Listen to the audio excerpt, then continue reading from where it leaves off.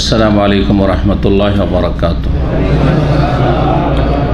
इन्नल हम्दुलिल्लाह नहमदुहु व नस्तईनुहु व नस्तगफिरुहु व नऊज़ु बिल्लाहि मिन शुरूरि अनफुसिना व मिन सय्यिआति अमालिना मन यहदिहिल्लाहु फला मुदिल्ल लहु व मन युद्लिल फला हादिय लहु व अशहदु अन ला इलाहा इल्लल्लाहु वहदहु ला शरीका लहु व अशहदु अन्न मुहम्मदन अब्दुहु व रसूलुहु सल्लल्लाहु तआला अलैहि व अला आलिहि व सहबिहि व सल्लम तस्लीमन कसीरा।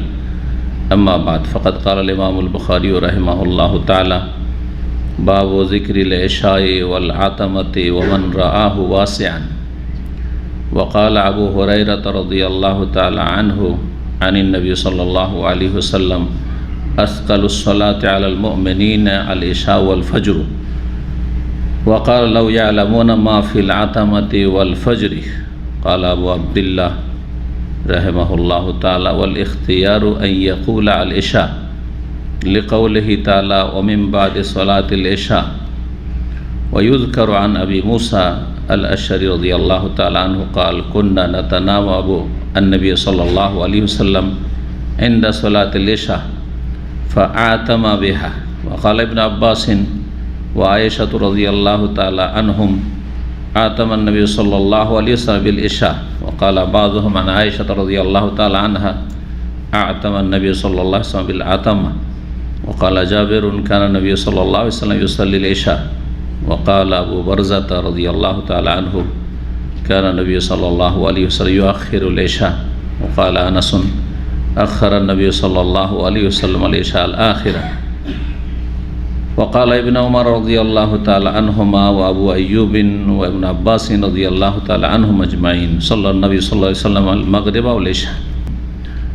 সম্মানিত দ্বীনী ভাতৃমণ্ডলী, আল্লাহ রাব্বুল আলামিনের প্রশংসা এবং প্রিয় নবী সাল্লাল্লাহু আলাইহি ওয়াসাল্লামের উপর সালাত ও সালামের পর আজ জুমাবার 11ই রবিউল আউয়াল 1444 হিজরি মোতাবেক 7ই অক্টোবর 2022 আমাদের ধারাবাহিক আলোচনা সহিহুল বুখারীর সালাতের ওয়াক্ত সম্পর্কে চলে আসছে। আজকে পর্ব নম্বর 6।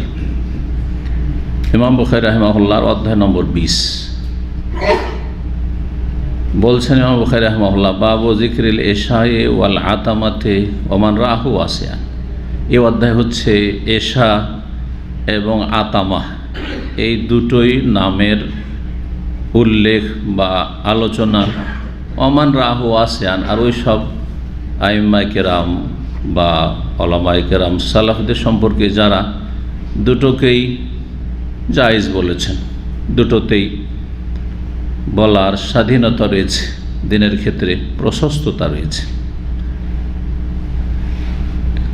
গত সপ্তাহে এর আগের যে অধ্যায়টি ছিল অধ্যায় নম্বর 19 তাতে ইমাম বুখারী রাহিমাহুল্লাহ বলেছেন বাবু মান কারিহা আন ইউকাল লিল মাগরিব ওয়াল ইশা। এই অধ্যায় হচ্ছে যে কিছু উলামায়ে কেরামদের সম্পর্কে বা সালাফদের সম্পর্কে যারা বলেছে মাগরিবকে এশা বলা মাকরুহ। কারণ মাগরিবকে যদি এশা বলা হয়, যদিও আরবরা প্রাচীন যুগে সন্ধ্যা হইলে সেই সময়টাকে এশা বলত, এই জন্য এশার সালাতকে এশায় আখেরা অনেক হাদিসে বলা হয়েছে, শেষ এশা। মানে এশার প্রথম হচ্ছে মাগরিব, এশায় উলা, আর এশায় আখেরা মানে আসল যে এশার সালাতের সময়, পরের এশা যেটা দ্বিতীয় বা শেষ এশা। কিছু কিছু উলামায়ে কেরামরা মাগরিবের সময়টাকে এশা বলাটাকে মাকরুহ অপছন্দ করেছেন, কারণ মানুষ ভুল বুঝে নেবে। আজকাল সবাই প্রায় ভুল বুঝে। কেউ যদি বলে যে আমি এশার সময় এই কাজটি করেছি বা আমি এশা পড়েছি, অথচ নিয়ত করছে সে মাগরিব, ওই প্রাচীন ভাষায় বলছে, তো মানুষ কী ভাববে? ও ভাববে যে এশা মানে এশা বলতে চাইছে। তাহলে এই যে যাতে করে মানুষ ভুল না বুঝে নেয় আর বিভ্রান্ত না হয়, সেই জন্য মাগরিবের সময়কে বা মাগরিবকে এশা বলে আখ্যায়িত করা মাকরুহ, জি অপছন্দনীয়। তবে যদি বিষয়টি অস্পষ্ট না থাকে, স্পষ্ট থাকে, ক্লিয়ার করে দেওয়া হয়, প্রথম এশা। আর আলেম সমাজে আলোচনা চলছে, আলেমরা বুঝে যারা হাদিস সম্পর্কে জ্ঞান রাখে, আলেম মানে শুধু দেশীয় আলেম কিন্তু আমি বলি না, আলেম মানে যাদের ভালো জ্ঞান আছে হাদিস সম্পর্কে, যে এশায়ে উলা হচ্ছে মাগরিব আর এশায়ে আখিরা হচ্ছে এশা। এই পরিভাষাগুলি এরকম হাদিস সম্পর্কে যারা জানে তাদের সম্পর্কে যদি বলা হয় তাহলে অসুবিধা নেই, কিন্তু মাকরুহ অপছন্দ। আর একটি অপছন্দনীয় বিষয় হচ্ছে এশাকে আতামা বলা। জাহিলি যুগে এশার সময়টাকে আতামা বলা হইতো, এশার সময়কে আতামা বলা হইতো। আতামা নামটি যেহেতু জাহিলি যুগের নাম, পরিভাষা, ইসলামী পরিভাষা, যখন এশা আসলো তখন অনেক সালাফগণ সাহাবাই কেরাম সেটাকে অপছন্দ করতে, যে আর আতামা বলবে না। কাফের মুশরিকরা বলতো আমরা যখন শিরক কুফরিতে ছিলাম তখন আমরা আতামা বলতাম, আর এখন বলা যাবে না, এখন বলবে না। বেশ কিছু সাহাবাই কেরামদের এই মতটি ছিল। তার মধ্যে প্রখ্যাত সাহাবী আব্দুল্লাহ বিন উমর রাদিয়াল্লাহু তাআলা আনহুমা, আমিরুল মুমিনিন উমর বিন খাত্তাবের ছেলে, এবং সুন্নত সম্পর্কে সাহাবাই কেরামদের মধ্যে সবচেয়ে বেশি সুন্নতের পাবন যারা, তাদের দুই একজনের তিনি অন্যতম। তিনি অপছন্দ করতেন, তিনি বলতেন না, শক্তভাবে নিষেধ করতেন। আর এশাকে আতামাকেও যদি বলে দিত তো তিনি রাগান্বিত হইতেন, অসন্তুষ্ট হতেন। কিন্তু বেশ কিছু সাহাবাইকে আমরা বলতেন, আবার এশাকে আতামা বলতেন। তার মানে তারা এটাকে না জায়েজ মনে করতেন না, জায়েজ মনে করতেন, এশাও বলা যায় আতামা বলা যায়। তাই সাহাবায়ে কেরামদের যুগেও এই পরিভাষা সম্পর্কে বিভিন্ন মত ছিল। আবার আরেক দল, তো দুটো দল হয়ে গেল, এক দল বলছে যে মাকরুহ অপছন্দনীয় এশাকে আতামা বলা, আরেক দল বলছে না মাকরুহ নয়, তবে উত্তম হচ্ছে এশা বলা, উত্তম হচ্ছে এশা বলা। ইমাম বুখারী রাহিমাহুল্লাহ এই মতটিকে পছন্দ করেছেন যে এশাকে এশা বলবেন, আতামা বলবেন, এটা বেশি পছন্দনীয়। এখানে উল্লেখ করা হয়েছে, এসছে অধ্যায়ের আলোচনাতে। কেন?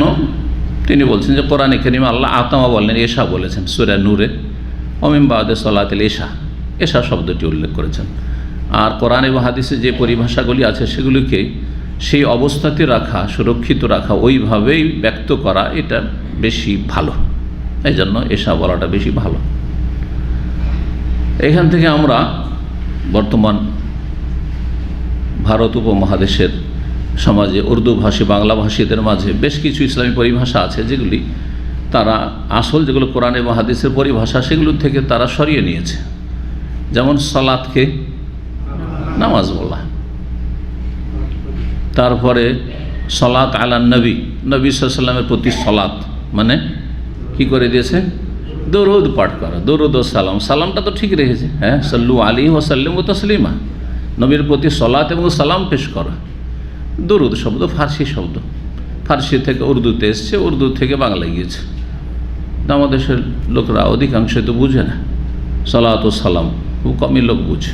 যদিও সালামের সাথে সলাত মিলালে বুঝবে, কিন্তু সলাত আলান নবী আরবরা বুঝবে, আমাদের দেশের লোক কী বুঝবে? কিচ্ছু বুঝবে না, ইল্লা মাশাআল্লাহ, যাদের কিছুটা সহিহ আকীদা এবং দিনী আলোচনা শোনার জ্ঞান আছে ভালো, যারা কোরআন শোনা আলেমদের আলোচনা শুনে অথবা লিখনি পড়ে। এই যে পরিভাষা, এইরকম সিয়াম বা সওম, সে পরিভাষাকে চেঞ্জ করে বাংলা ভাষা, উর্দু ভাষার কি বলে? রোজা বলে থাকে। হ্যাঁ, ঠিক ওই রকমই কথা বলা যেতে পারে এই পরিভাষাগুলি সম্পর্কে, যে এগুলি অপছন্দনীয়। যেমন আতামা বলা অপছন্দনীয়, কারণ এটা ইসলামের পরিভাষা নয়, জাহিলি যুগের পরিভাষা। এশা বলা পছন্দনীয়। ঠিক তেমনই নামাজ, রোজা, তারপরে দুরুদ, এইসব পরিভাষাগুলি হচ্ছে অপছন্দনীয় পরিভাষা। হারাম নাজায়েজ বলবো না, কিন্তু অবশ্যই মাকরুহ বা অপছন্দনীয়। কারণ কোরআনে বা হাদিসে যে পরিভাষা এসছে তা হচ্ছে সালাত, হ্যাঁ, সালাত আকিমুস সালাহ, আর সিয়াম বা সওম, কুতিবা আলাইকুমুস সিয়াম ইন্নী নাযারতু লির-রহমানি সাওমা, ঠিক না? তারপরে সাল্লু আলাইহি ওয়া সাল্লিমু তাসলিমা, সালাত আলান নবী, জি, মান সাল্লা আলাইয়া ওয়াহিদাতান, যে একবার আমার প্রতি সালাত পেশ করবে, সাল্লাল্লাহু আলাইহি ওয়া সাল্লাম। তো আরেকটি মতের কথা বলছিলাম যে আতামা বলা যাবে কখন? যখন এশাকে দেরি করে পড়বেন, বেশি বেশি বিলম্বে পড়বেন, তখন আতামা। কারণ আতামা মানে হচ্ছে বিলম্ব করা, আতামা মানে হচ্ছে বিলম্ব করা, লেট করা রাতে। আর যদি এশা প্রথম দিকে পড়ে নেন, 8টা 9টার মধ্যে পড়ে নিলেন আপনি, তাহলে এটা এশা। আর সেটা যদি 10:30টায় পড়েন শেষ দিকে গিয়ে 1/3 পার হওয়ার পর 1/3 থেকে শুরু করে অর্ধেক রাত পর্যন্ত, তখন তার নাম হচ্ছে আতামা। এটাও একটি মত, কিন্তু এগুলি তেমন কোনো গুরুত্বপূর্ণ ইখতিলাফ নয়। যাই হোক, সার কথা হচ্ছে যে শরীয়তে যেসব পরিভাষা কোরআন এবং হাদিসে রয়েছে সেগুলি সংরক্ষণ করা, সেগুলি মানুষের মাঝে প্রচার প্রসার করা, এটি হচ্ছে সবচাইতে উত্তম। ঠিক ইমাম বুখারী রাহিমাহুল্লাহ তাই বলছেন যে এশা এবং আতামা দুটোই কথা কিন্তু সালাফদের ভাষায়, সাহাবা কেরামদের ভাষায় এসেছে। আতামাও এসেছে আর এশাও এসেছে। আর একদল উলামা কেরাম এই জন্য রাআহু ওয়াসিয়ান, এই ব্যাপারে বিষয়টিতে স্বাধীনতা দিয়েছেন যে তোমার ইচ্ছা, তুমি এশাও বলতে পারো, আতামাও বলতে পারো, দুটোই সমান তাদের কাছে, দুটোই জায়েজ। আবার কেউ বলছে যে না, মাকরুহ আতামা বলা। তৃতীয় মত হচ্ছে যে উত্তম হচ্ছে, ইমাম বুখারী রাহিমাহুল্লাহ উত্তম হচ্ছে এশা বলা। ওয়াকাল আবু হুরায়রা রাদিয়াল্লাহু তাআলা আনহু আনিন নবী সাল্লাল্লাহু আলাইহি ওয়াসাল্লাম, নবী সাল্লাল্লাহু আলাইহি ওয়াসাল্লাম থেকে আবু হুরায়রা রাদিয়াল্লাহু তাআলা আনহু বর্ণনা করে বলেছেন, হাদিস বিনা সনদে নিয়েছেন কিন্তু অন্য জায়গায় সনদের সাথে পুরো হাদিস এসেছে। আসকালু সলাত আলাল মুনাফিকিন আল এশা ওয়াল ফজর, সবচেয়ে ভারী সালাত হচ্ছে মুনাফিকদের উপর, ভারী নামাজ হচ্ছে মুনাফিকদের উপর এশা এবং ফজর। এশা এবং ফজর মুনাফিকদেরকে কি লাগে? সবচেয়ে ভারী লাগে। এশা ভারী লাগে এই জন্যই যে রাত অন্ধকার হয়ে গেছে, অন্ধকারে যাওয়া, তারপর সারাদিনের ক্লান্তি আছে, কাজকাম করেছি, শুয়ে যাব, বাসাতে পড়ে নি। যারা ঘর গৃহস্থী করে, কঠোর পরিশ্রমের কাজ করে, গৃহস্থী ছাড়া এখানে প্রবাসী যারা পরিশ্রমের ডিউটি করে তাদের অবস্থাটা কি? সারাদিন কাজ করে এমন ভেঙে আসে তাড়াতাড়ি ঘুমাতে ইচ্ছা হয়, তাই না? যদি আজকাল এই ইন্টারনেটের ফিতনাতে কঠোর পরিশ্রম করে আসলেও ফরজ হক আদায় করতে হবে, ইন্টারনেটের হক, মোবাইলের যে হক আছে, তাই না? এটা আদায় করতে হবে। রাত 10টা 11টা 12টা পর্যন্ত তো হক আদায় করতে হবে। আর স্ত্রীর হক নাই আদায় করবে, স্বামীর হক আদায় করে না স্ত্রী, কিন্তু নেটের হক ঠিকই আদায় করছে, ঠিক না? জি, এই হচ্ছে অবস্থা। জি, আল্লাহ হেদায়েত দান করুক, সময়ের মূল্যায়ন করা আল্লাহ তৌফিক দান করুক, সময়কে যেন আল্লাহ ভালো কাজে লাগাবার তৌফিক দান করুক। এশার সালাত, ওই যুগ, প্রাচীন যুগ, তখন এশার সালাত মুনাফিকদের ভারী, রাত অন্ধকার, তারপরে অন্ধকারে বুঝতেও পারবে না সাহাবায়ে কেরামগণ বা নবী সাল্লাল্লাহু আলাইহি ওয়াসাল্লাম, বুঝতে পারবে না গেলাম কি গেলাম না, চোর ধরা পড়বে না। কারণ মুনাফিক তো আসলে অন্তর থেকে নামাজ পড়তে চায় না, শুধু হাজিরা দিতে যায় যাতে মুসলিম বলে গণ্য করা হয়, আর কোনো রকমের যেন অ্যাকশন না নেওয়া হয় এদের বিরুদ্ধে। অন্তরে তো ইসলাম নেই মুনাফিকদের, অন্তরের মুনাফিক, আকীদার মুনাফিক, আসলে কাফের ছিল, জঘন্য কাফের, কিন্তু ঘরের শত্রু কাফের, ঘরের শত্রু কাফের, ঘরের শত্রু বাইরের শত্রুর চাইতে মারাত্মক। আপনার একই উঠানে ভাইয়ের সাথে বাস করছেন, ভাবির সাথে বাস করছেন, তাই না? আর তারা যদি দুশ্মন হয় তো বাঁচা মুশকিল, কখন যে কি খাওয়াই দেবে, হয় শেহের জাদু করে দেবে, কিছু খাওয়িয়ে, কিছু করে বুঝতেই পারবেন না, আর না হলে বিষ খাওয়াইয়া মেরে দেবে, বুঝতেই পারবেন না যে কখন কি করলো না করলো। কিন্তু বাইরের শত্রু সতর্ক, কোন জায়গায় শত্রু আছে, কখন শত্রু সামনে থাকতে পারে, মত পেতে থাকতে পারে, সতর্ক বাইরের শত্রু থেকে। ঘরের শত্রু থেকে সতর্ক অসম্ভব কথা। ও জানছে সবসময় যে কখন ঢুকছেন, কখন বেরোচ্ছেন, কখন কোন দিকে যাচ্ছেন, কখন অসতর্ক আছে, সব জানছে। মুনাফিকরা হচ্ছে ঘরের শত্রু। মুসলিম সমাজে যেসব নাস্তিক, ইসলাম বিদ্বেষী রয়েছে, এরা যারা বিজাতি কাফের, তাদের চাইতে জঘন্য ইসলামের শত্রু, মুসলিমদের শত্রু এরা।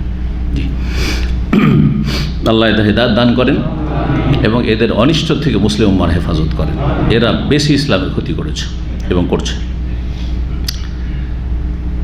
ফজরের সালাত কেন ভারী? কারণ তখন আসলে ঘুমটা আরও বেশি চেপে আসে, ঘুম থেকে উঠেও উঠতে ইচ্ছা করে না, তাই না? আবার মনটা চাই শুয়ে পড়ি। ভালো মানুষদের অনেক সময় এরকম হয়, সাথে সাথে ঘুম থেকে উঠে লাফ দিয়ে উঠবো, এটা অত সহজ নয়। এটা নফসের সাথে বড় জিহাদ। ওঠার পরে কষ্ট লাগছে, তাই না? তো এই জন্য মুনাফিকদের জন্য ফজরের সালাত বেশি ভালো। আর তারপর অন্ধকারের সময়, ওখানেও বুঝতে পারবে না, নবী সাল্লাল্লাহু আলাইহি ওয়াসাল্লাম, সাহাবায়ে কেরামগণ বুঝতে পারবেন না, তাই না? গেলাম কি গেলাম না, যদি জিজ্ঞাসাবাদও করে ছিলাম, তাই না, ছিলাম। বর্তমান যুগে একটু অবস্থার পরিবর্তন হয়েছে। এশাটা ভারী কিন্তু অধিকাংশ লোকের জন্য, না কি কোনটা ভারী? ফজরটা ভারী, কিন্তু এশাটা অনেকের জন্য ভারী নয়, এশাটা অনেকের জন্য ভারী নয়। তবে গ্রামাঞ্চলের লোকের জন্য এখন এশাটা ভারী, কারণ বিদ্যুৎ নেই, রাস্তাঘাট অন্ধকার, মসজিদে যেতে অন্ধকার হয়ে আছে, ভারী লাগছে। তারপরে গ্রামাঞ্চলের লোক একটু পরিশ্রমের কাজ করে, তো গ্রামাঞ্চলের মোনাফেককে চেনা যায়। এই জন্য আমি বেশ কিছু আলোচনায় এই কথাটি বলেছি। গ্রামাঞ্চলের এখনকার মোনাফেককে চিনতে হবে এর সাথে না পেলে, এগুলো গ্রামাঞ্চলের মোনাফেকের আলামত। আর শহরের মোনাফেকদেরকে চেনা যায় ফজরের সালাতে, এর সাথে সহজ তাদের জন্য, কারণ বিদ্যুৎ আছে, রাস্তাঘাট দিনের মতো হয়ে আছে, আর তারপরে এমনিতে কাজকর্ম চলতে আছে জমজমাট শহরে, হ্যাঁ, পেশা স্বাভাবিক যাওয়া তাদের। কিন্তু ফজরটা শহরের লোক আরও বেশি বিলম্ব করে ঘুমায়, যার ফলে তাদের জন্য ফজরে উঠাটা ঈমানের পরিচয়, আর ফজরে অলসতা ঘুমিয়ে থাকা এটা হচ্ছে মুনাফিকের পরিচয়। যেহেতু শহরের মুনাফিকদেরকে চিনতে হয় তো ফজরে তলাশ করতে হবে, আর গ্রামের মুনাফিকদেরকে চিনতে হয় তো এশায় তলাশ করতে হবে। দুটো সালাতে যদি থাকে তাহলে জানতে হবে যে মুনাফিকই মুক্ত। জি। আর মানুষের আমলের নেফাক, আমলের মুনাফিকি আকীদার মুনাফিকের দিকে নিয়ে যায়, ছোট অপরাধ বড় অপরাধ দিকে নিয়ে যায়। মানুষ যখন আমলের ক্ষেত্রে বেশি মুনাফিকিতে চলে যায় তখন আকীদা তো তখন কি চলে আসে, ধীরে ধীরে হ্যাঁ রোগ ধরে নেয়। জি, আকীদাই তখন নেফাক চলে আসতে পারে। যদিও মুনাফিকি দুই রকমের, আকীদা বিশ্বাসগত নেফাক কপটতা, আর একটি হচ্ছে আমলগত নেফাক বা কর্মগত কপটতা। আমলের নেফাক হচ্ছে সালাত পড়ে কিন্তু আলসামি করে, আমলের নেফাক। সালাত ছাড়বে না কখনো, সালাত একবার পড়তেই চাই না, অভক্তি, কিন্তু লোকজনকে দেখানোর জন্য কারো চাপে ভয়ে পড়ে, তাই এটা হচ্ছে আকীদার মুনাফিক, আকীদার মুনাফিক। তাহলে সালাতের ক্ষেত্রেও আকীদার কিছু মুনাফিক আছে আর কিছু আমলের মুনাফিক আছে। কিন্তু না, কখনো 5 ওয়াক্ত সালাতের কোনো ওয়াক্ত ছাড়ে না, অনেকে আছে, কিন্তু সালাত ভারী লাগে, মন মোটেই লাগে না, মজা মোটেই পায় না, বরং হ্যাঁ জাগালে কষ্ট লাগে, ভারী লাগে খুব। ওয়ালা ইয়াতুনা সলাতে ইল্লাহুম কুসালা, আল্লাহ কোরআনে বর্ণনা করেছেন। তারা সলাতে আসে কিন্তু অলসতা ভরে, অলস হয়ে, উঠতে কষ্ট, মসজিদ যেতে কষ্ট, সালাত আদায় করলো মনোযোগী না। আমলের মুনাফিক, আমলের মুনাফিক। যদিও 1 ওয়াক্ত সালাত কখনো ছাড়ে না, কিন্তু জোহরকে আসরে, আসরকে দিল ঠেলে, মাগরিব হ্যাঁ গেল, ফজর হ্যাঁ জামাত ছুটলো ইত্যাদি, বা সূর্য উঠতে যাচ্ছে। জি, আমলের মুনাফিক।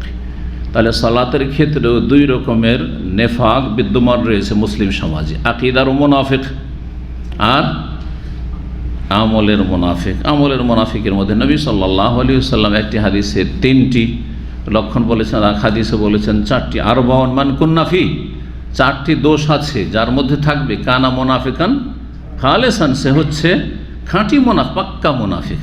জি, এইভাবে বিভিন্ন। এছাড়াও শুধু 4টি বলে 4টিতে সীমিত নাই, 4টি সেখানে কথা প্রসঙ্গে বর্ণনা করেছেন। মুনাফিকের মেলা লক্ষণ রয়েছে।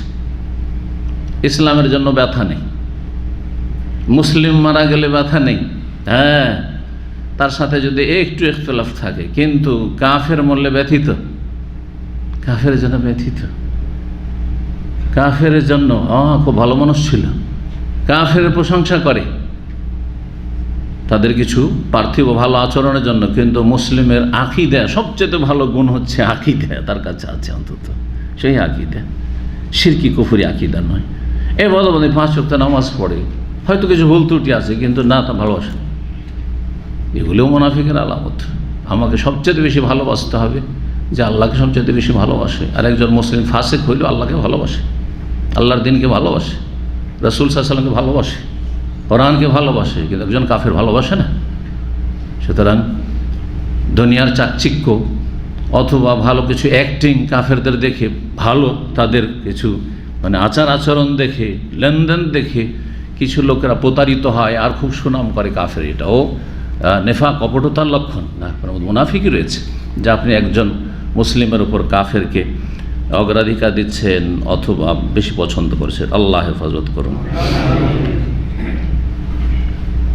ওয়াকালা, এবং রাসূলুল্লাহ সাল্লাল্লাহু আলাইহি ওয়াসাল্লাম আরেকটি হাদিসে বলেছেন লাউ ইয়ালামুনা মা ফিল আতামাতি ওয়াল ফাজরি। আগের হাদিসে কি আসলে এশা শব্দ আসলো, অধ্যায়ের সাথে মিল, যে এশাও বলা যেতে পারে আর আতামও বলা যেতে পারে। 2 নম্বর হাদিসটা আসছে যদি মানুষরা জানতো যে মাহফিল আতামাতি ওয়াল ফজরি, এশা এবং ফজরে, আতামা মানে এশা, আতামা এশা এবং ফজরে কি গুণাগুণ রয়েছে, কি যে মহত্ব ফজিলত রয়েছে, লা আতাও হুমা ওয়ালাউ হাবওয়ান, ওই হাদিসের অংশটুকুনি আসেনি। তাহলে মানুষ যদি এমনি স্বাভাবিক সুস্থতায় হেঁটে চলে আসতে পারে না, ওয়ালাউ হাবওয়ান, হামাগুড়ি দিয়ে আসছে, ঘরে পাছা ঘষিয়ে আসছে, তবুও মসজিদে হাজির হইত। এশা এবং ফজরে এত ফজিলত রয়েছে। এখানে আতামা শব্দ উল্লেখ করা হয়েছে, তাই নবী সাল্লাল্লাহু আলাইহি ওয়াসাল্লাম কখনো এশা বলেছেন, কখনো আতামা বলেছেন, তাহলে দুটোই জায়েজ। যদিও তাই বলছেন, যদিও কোনটি উত্তম, এশা বলা উত্তম। তাই বলছেন কালা আবু আবদুল্লাহ, ইমাম বুখারী রাহিমাহুল্লাহর ছাত্র বলছেন। কারণ এই কথাটি যদি ইমাম বুখারী হয় তাহলে কেন বলবেন যে কালা আবু আবদুল্লাহ? আমি কি বলবো যে আমার নাম ধরে যে হ্যাঁ অমুক বলছেন, না বলছে আমি বলছি, বলবো, ঠিক না? তাহলে বোঝা যাচ্ছে এই কথাগুলি লিখেছেন কে? ইমাম বুখারী রাহিমাহুল্লাহর ছাত্র, যারা এই সহিহ বুখারীর কি করেছে, পাণ্ডুলিপি লিখেছেন, হাতে লিখেছেন যারা, অথবা বর্ণনা করেছেন। যেমন ইমাম ফেরাবরি রাহিমাহুল্লাহ তাআলা সবচেয়ে বেশি সহিহ বুখারীর বর্ণনা করেছেন, তো তিনি অথবা অন্য কোনো ছাত্র বলছেন কাল আবু আবদুল্লাহ, আমাদের ওস্তাদ ইমাম আবু আবদুল্লাহ আল বুখারী। ইমাম বুখারী রাহিমাহুল্লাহর উপনাম, কুনিয়াত কি ছিল? আবু আবদুল্লাহ। আর নাম কি ছিল? মুহাম্মদ। বাপের নাম কি ছিল? ইসমাইল। উপাধি কি ছিল? লাকাব। বুখারা শহরে সেই জন্য বুখারী, বুখারা শহরে সেই জন্য বুখারী, কিন্তু উপাধি ছিল আমিরুল মুমিনিন ফিল হাদিস, হাদিসের আমিরুল মুমিনিন, হাদিস শাস্ত্রের আমিরুল মুমিনিন, এটি তার উপাধি ছিল। ওয়াল ইখতিয়ারও, তিনি বলছেন ইমাম বুখারী রাহিমাহুল্লাহ, ওয়াল ইখতিয়ার, পছন্দনীয় মত হচ্ছে আন ইয়াকুলা, একজন মুসলিম বলবে আল ইশা, আতামা বলবে না, ইশা বলবে। কেন? দলিল হচ্ছে লে কাউলিহি তাআলা, কারণ মহান আল্লাহ এই ভাষাটি বলেছেন। কি বলছেন? ওমিন বাদে সলাতিল ইশা, এশার সালাতের পরে যখন বাপ মা ঘরে চলে গেছে, নাবালক ছেলেমেয়েরা বাপ মায়ের ঘরে সতর্ক সাবধান না করে না জানিয়ে ঢুকবে না, হুট করে দরজা খুললো আর ঢুকে পড়লো, এরকমটা করবে না। 3টি টাইমে নাবালক ছেলেমেয়েরাও বাপ মায়ের ঘরে না জানিয়ে প্রবেশ করবে না, অনুমতি না নিয়ে। আর অনুমতির তরিকা হচ্ছে সালাম দেওয়া, আর তার সাথে কি করা? নক করা, নক করা, বেল থাকলে বেল বাজানো, ইস্তিজান,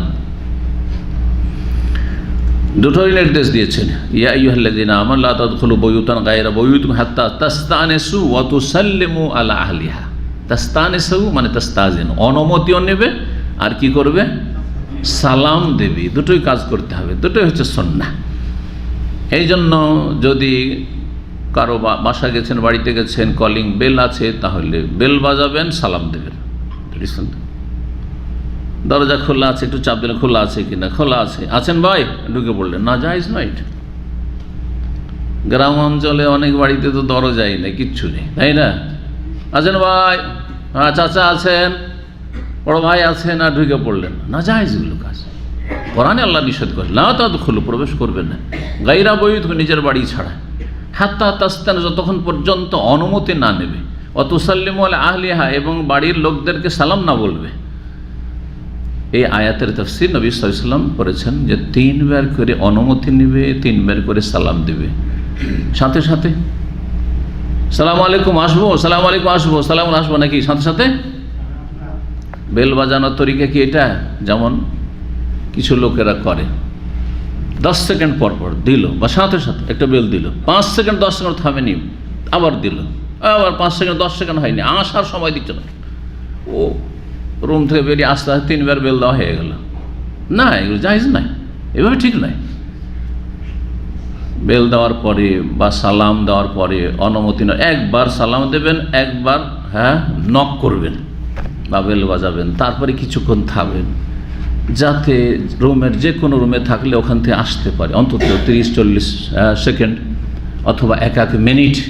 শুনছো তো, এক মিনিট থামলেন, মানুষ অপ্রস্তুত থাকতে পারে, খালি গায়ে আছে, গেঞ্জি গায়ে দিয়ে আছে, কি আছে না আছে হঠাৎ করে খুলবো না, মানুষের সাথে আমি দেখা করি না, সুতরাং একটু প্রস্তুত হতে দেন, 1 মিনিট টাইম দেন।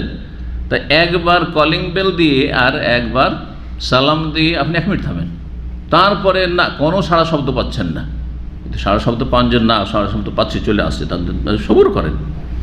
আমাদের বাচ্চারা বুঝে না আর কি করে, অধৈর্য, যার ফলে করে কি, বাচ্চারা কেন, বাচ্চার বাপ মনে করি তো আমার বাড়ি, আর স্ত্রী হতে পারে নফল নামাজ পড়ছে, হতে পারে বাথরুমে আছে, আর শুরু করে দিয়েছেন। আর যদি বদমেজাজি স্বামী থাকে তো স্ত্রী তো যদি বাথরুমে বসাও থাকে তো অর্ধেক পায়খানা করেনি, ও দৌড় দিয়ে আসতে হবে, না হলে মার খেতে হবে। অনেক জালেম স্বামী আছে না নেই? আপনার কেউ যদি না থাকে, শুধু আপনার স্ত্রী, তারপরে এরকম অধৈর্য হওয়া ঠিক নয়। ছেলেমেয়েরা মাদ্রাসা স্কুল থেকে আসে এরকমটা করে, আর বেলের উপরে বেল, আর বেল ধরে আছে, চেপে ধরেই আছে, ওটাও চাইছে না, এবারে হালকা করে দেন একটু, যাতে পেরেশান না হয়ে যায় বাড়িওয়ালা, হালকা করে দেন, থেমে যান আপনি। তাহলে এই বিষয়গুলো সুবহানাল্লাহ, এগুলো হচ্ছে সামাজিক বিষয় বা পারিবারিক বিষয়, কিন্তু দ্বীন ইসলাম এইভাবে দিক নির্দেশনা দিয়েছে। জি হ্যাঁ, ধৈর্য ধরেন। 3 বার ডাক দিলেন, 3 বার অনুমতি চাইলেন, সালাম দিলেন, কোনো সাড়া শব্দ আসলো না, ফিরে চলে আসেন, দেখি খোলা আছে কিনা একটু দেখি, না চলবেন না, বাইরের লোক।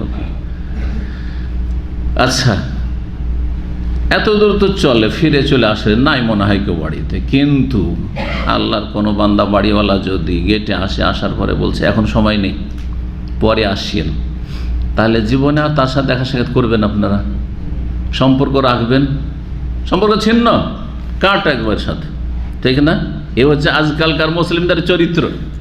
আল্লাহ কোরআনে কি বলছেন? ওয়াইন কিলা লাকুম মুরজিউ ফারজু, ওয়াইন কিলা লাকুম, তোমাদেরকে যদি বলা ইরজিউ, রিটার্ন যাও, এখন সময় নেই, ব্যস্ত, তাহলে ফারজু, ফিরে চলে যাও। আমাদের অফিসে কোনো ব্যক্তি যদি আসে, যান এখন ফিরে যান, আরে বাপরে, এর ব্যবহার কত খারাপ রে, তাই না? এগুলো খুবই ভালো মনে করছিলাম, তাই না? না না, এটা ইসলাম ভাই, ব্যস্ততা থাকতে পারে, আপনি আপনার মতো করে কেন আসবেন? আপনার সময় সম্পর্কে আপনি জানেন যে আপনি কখন ফ্রি, কিন্তু যার কাছে যাচ্ছেন তার সময় অনুযায়ী, তার সুবিধা অনুযায়ী আপনাকে সময় দেবে, এটা হচ্ছে শরীয়ত। এর যেও ফিরে যাও, ফারজে ফিরে চলে আসেন, কোনো কষ্ট নেবেন না। ইসলাম তাহলে কত উদারতা শিখিয়েছে, উদারতার প্রয়োজন রয়েছে। কলমটা অনেক বড় হইতে হবে, প্রশস্ত হইতে হবে, অসুবিধা নেই, এটা আমার সাথে ঘটতে পারে, আমি এরকম পরিস্থিতি শিকার হতে পারি, নিশ্চয়ই কোনো অসুবিধা আছে। জি, এই মশলার উপর ক্যাশ করতে পারেন টেলিফোন ওঠানো, টেলিফোন কেউ উঠাইল না ধরেন, অথবা উঠিয়ে বললো যে আমি ব্যস্ত আছি, পরে কল দেবেন। আরে বাপরে বাপ, একটা কথাও বলা, জিজ্ঞাসা করলো না কেমন আছেন, ভালো আছেন, ব্যস্ত আছি, পরে কল দেবেন, মেজাজ খারাপ, তাই না? না, এটা ইসলাম শেখায়নি, ইসলাম শেখাচ্ছে কলমটা বড় করেন। জি হ্যাঁ, এর যেও কলে বলছে, টেলিফোনে এ আজ ফিট করেন, ফিরে যাও, এখন কথা বলিও না, পরে কথা বলবে, পারছো, ঠিক আছে, রেখে দাও, কোনো দুঃখ নেবে না, মনে কষ্ট নেবে না। তো যাই হোক, এশার সালাতের পরে আর কোন সময় ছেলেমেয়েরা বাপ মার ঘরে ঢুকবে না, নাবালক ছেলে মেয়ে হইল, হ্যাঁ, জোহর পরে, তারপরে ফজর আগাখানে, এই সময় 3টি সময়, আর বাকি অন্য সময় দিন দুপুরে, সকাল বিকাল, স্বাভাবিক এই সময়গুলোতে। কিন্তু যদি অবস্থার পরিবর্তন ঘটে, যেমন আজকাল আরব দেশে ফজর পরে শোয়ার রোগ আছে, যদি শোয়াটা জায়েজ, কিন্তু অনুত্তম শোয়া, তাই না, টাইমটা, আর রাতে ঘুম পড়া হয় না, সেই জন্য ফজর পর শুইছেন বা শুইতে হচ্ছে।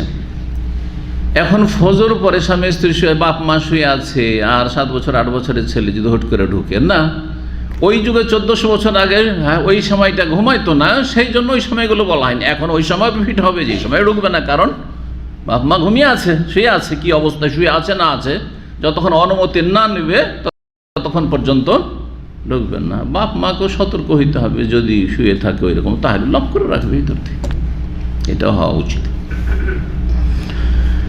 ওয়ায়ুযকারু আন আবি মুসা, আর উল্লেখ করা হয়েছে মানে বর্ণনা করা হয়েছে আবু মুসা আশআরী রাদিয়াল্লাহু তাআলা আনহু থেকে, তিনি বলেন কুন্না নাতানাওয়াবুন নবী সাল্লাল্লাহু আলাইহি ওয়াসাল্লাম ইনদা সালাতিল ইশা, আমরা পালাক্রমে নবী সাল্লাল্লাহু আলাইহি ওয়াসাল্লামের কাছে যেতাম ইনদা সালাতিল ইশা, এশার সালাতের সময়, মানে এশার নামাজ পড়ে সারাদিন তো কাজকর্ম করতাম, আর তারপরে তখন এশার সময় যেতাম, কিন্তু ডেলি যেতে পারতাম না। তখন পাশের প্রতিবেশীর সাথে আমরা পালা করে নিয়েছিলাম, যাতে করে নবী সাল্লাল্লাহু আলাইহি সাল্লামের দার্সগুলো, দিনী কথাগুলি ছুটে না যায়। আজকাল আল্লাহ কত সুবিধা করে দিয়েছেন। আপনি আসলেন আর তারপরে অডিও একটা নিয়ে গেলেন, তাই না, অডিও রেকর্ডটা নিয়ে গেলেন, আর তারপরে নিয়ে গিয়ে রুমে 10-20 জন আছে, রুমে কেন সারা দুনিয়াতে যত আপনার সার্কেল আছে, ফ্রেন্ড সার্কেল হোক আর রিলেটিভ সার্কেল হোক, আত্মীয় স্বজন হোক, পরিচিত হোক অপরিচিত হোক, সবার কাছে সেন্ড করে দিলেন, তো এই কাজটা হয়ে গেল। কিন্তু সাহাবীদের জামানায় তার এই সব সুযোগ সুবিধা ছিল না। যে আসবে সে দিন শিখবে, যে আসবে না সে তো বঞ্চিত থেকে গেল, কপি করে নিয়ে যাওয়ার কোনো রকমের সুযোগ সুবিধা নেই ছিল। তাহলে কি করবেন, আর সব দিন আসা সম্ভবও না। বাড়ি অনেক দূরে, পাশে মহল্লা মসজিদ আছে, অনেক দূরে তারা বাস করেন, 2 কিলোমিটার 3 কিলোমিটার ধরেন। কেউ আওয়ালিতে থাকতেন, যেমন আবু বকর সিদ্দিক রাদিয়াল্লাহু আনহু আওয়ালিতে থাকতেন, হ্যাঁ। তারপরে আপনার কি বলছেন, আবু মুসা আশআরী রাদিয়াল্লাহু তাআলা বাকি বোথান, বাকি কবরস্থান কত দূর পর্যন্ত, তারপরে থাকতেন। জি, 15 মিনিট 20 মিনিট লেগে যাবে হয়তো আসতে। তো কি করতেন, যাতে করে নবী সাল্লাল্লাহু আলাইহি ওয়াসাল্লামের এলেমগুলি, কোরআন হাদিসের কথাগুলি আমাদের কাছ থেকে ছুটে না যায়, আমরা নবী সাল্লাল্লাহু আলাইহি ওয়াসাল্লামের কাছে পালাক্রমে উপস্থিত হইতাম এশার সময়। কারণ এশার সময় নবী সাল্লাল্লাহু আলাইহি ওয়াসাল্লাম কিছু দিনের কথা বলবেন, তো ওইটা শোনাও হবে আর তার সাথে নামাজটা পড়া হবে। তো ডেলি না যেতে পারলেও, ভাই আজকে আমি যাচ্ছি, কালকে তুমি যাবে, প্রতিবেশীর সাথে পালা নির্ধারণ করে নিত। ফাতামা বিহা, একদিন নবী সাল্লাল্লাহু আলাইহি ওয়াসাল্লাম এর সাথে দেরি করে দিলেন। এই যে আতামা মানে হচ্ছে বিলম্ব করা, আখারা। আতামা মানে এমন সালাত যেটা বিলম্বে পড়া হয়। সেই জন্য কেউ কেউ বলেছেন যে এশাকে যদি কেউ দেরি করে পড়ে তাহলে সেটার নাম আতামা বলা যেতে পারে, কিন্তু যদি প্রথম দিকে পড়ে নেয় তাহলে সেটা এশা। ওয়াকাল বাযুহুম, কেউ কেউ বর্ণনা করেছেন আয়েশা রাদিয়াল্লাহু তাআলা আনহা থেকে, আতামান নবী সাল্লাল্লাহু আলাইহি ওয়াসাল্লাম বিল আতামাতে, নবী সাল্লাল্লাহু আলাইহি ওয়াসাল্লাম বিলম্ব করেছেন আতামার সালাতে। এই যে এশাকে আতামা বলা হয়, আতামা বিল আতামাতে, তাহলে এটাও জায়েজ। সাহাবায়ে কেরামরা এরকম বর্ণনা করেছেন শব্দ। তারপর ওয়াকালা জাবের রাদিয়াল্লাহু তাআলা বর্ণনা করেছেন, কারণ নবী সাল্লাল্লাহু আলাইহি ওয়াসাল্লাম, নবী সাল্লাল্লাহু আলাইহি ওয়াসাল্লাম এশার সালাত পড়তেন। তো এশাও কেউ বলেছেন, যেমন আতামা বর্ণনা এসেছে তেমন এশাও এসেছে। ওয়াকাল আবু বারজা আসলামী রাদিয়াল্লাহু তাআলা আনহু সাহাবী বলছেন, কারণ নবী সাল্লাল্লাহু আলাইহি ওয়াসাল্লাম ইউআখিরুল ইশা, নবী সাল্লাল্লাহু এশার সালাতে বিলম্ব করতেন, লেট করে পড়তেন। সব সময় নেই, বেশিরভাগ বা কখনো কখনো। যেমন আগে আসছে হাদিস, দেখছেন যে সবাই জমা হয়ে গেছে, লোক সংখ্যা যথেষ্ট হয়ে গেছে, তাড়াতাড়ি পড়ে নিলেন। না, লোকজন বিলম্ব করছে, এখনও তো অনেক লোক বাকি, অল্পই লোক এসছে, তখন কি করতেন, বিলম্ব করতে। যেমন আমরা আজকাল বক্তব্য এরকম করি, দেখছি যে লোকজন জমা হয়ে গেছে, দিলাম আজকাল যেমন এসা যেহেতু একটু অনেক আগে হয়ে যাচ্ছে, সুতরাং 8টার সময় শুরু করে দিলাম। কিন্তু মাঝে মাঝে দেখছি না, লোকজন এখনও আসেনি, ধরেন, তো তখন 8টার জায়গায় 8টাই করলাম, দেরি করলাম। তো এইরকম সালাতের, তাহলে সালাত একবারে বাঁধা ধরা টাইম আছে।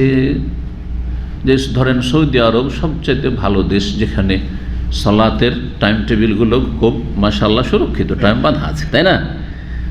আর সুন্নতি তরিকাতে সেই সালাতগুলি আদায় হচ্ছে। তো যেই টাইমটা বাঁধা আছে তার মানে এইটাই একদম ফিক্সড টাইম, এমন কথা নয়।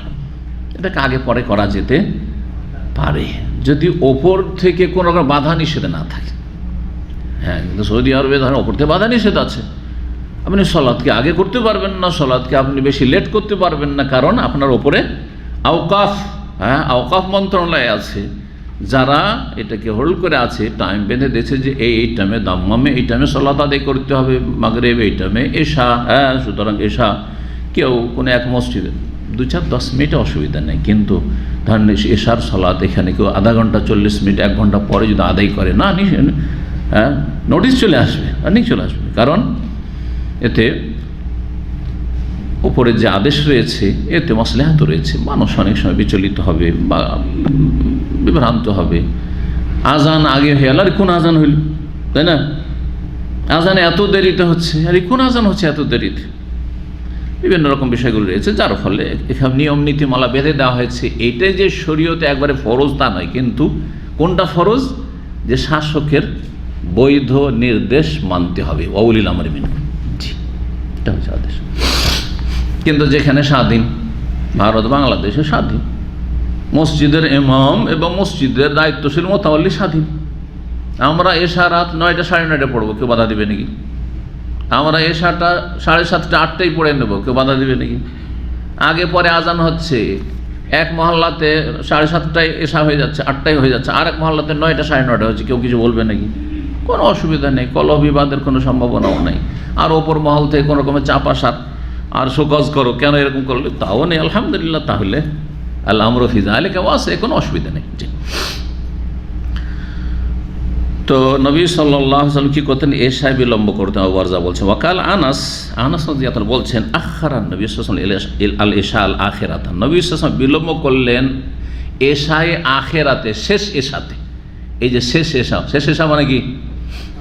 তাহলে যারা হাদিসের পরিভাষা জানা, শেষ এশা মানে এশা, আর এশায় উলা, তাহলে শেষ যখন তখন উলা প্রথম আছে, এশায় উলা মানে হচ্ছে মাগরিব। ওয়াকালা ইবনে ওমর, আব্দুল্লাহ বিন ওমর রাদিয়াল্লাহু তাআলা আনহুমা, আবু আনসারী ইবনে আব্বাস রাদিয়াল্লাহু তাআলা আনহুমা আনহুম সাল্লাল্লাহু নবী সাল্লাল্লাহু আলাইহি ওয়াসাল্লাম আল মাগরিব আল এশা, নবী সাল্লাল্লাহু আলাইহি ওয়াসাল্লাম সালাত আদায় করেছেন মাগরিবের এবং এশার, তারা মাগরিবের সাথে এশা বলেছেন, আতামা বলেননি। যাই হোক, এই ছিল আলোচনা আজকে। আরেকটি হাদিস এই মর্মে রয়েছে, 564 নম্বর হাদিস।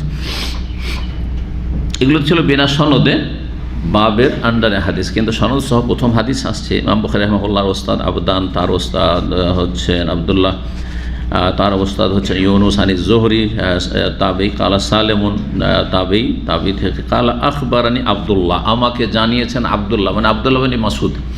শুধু আবদুল্লাহ যদি কোনো হাদিসের সনদে নাম থাকে, সনদে মানে সনদে সাহাবীর জায়গায়, সাহাবীর জায়গায় যদি শুধু আবদুল্লাহ লেখা থাকে, তো কোন আবদুল্লাহ উদ্দেশ্য হয়?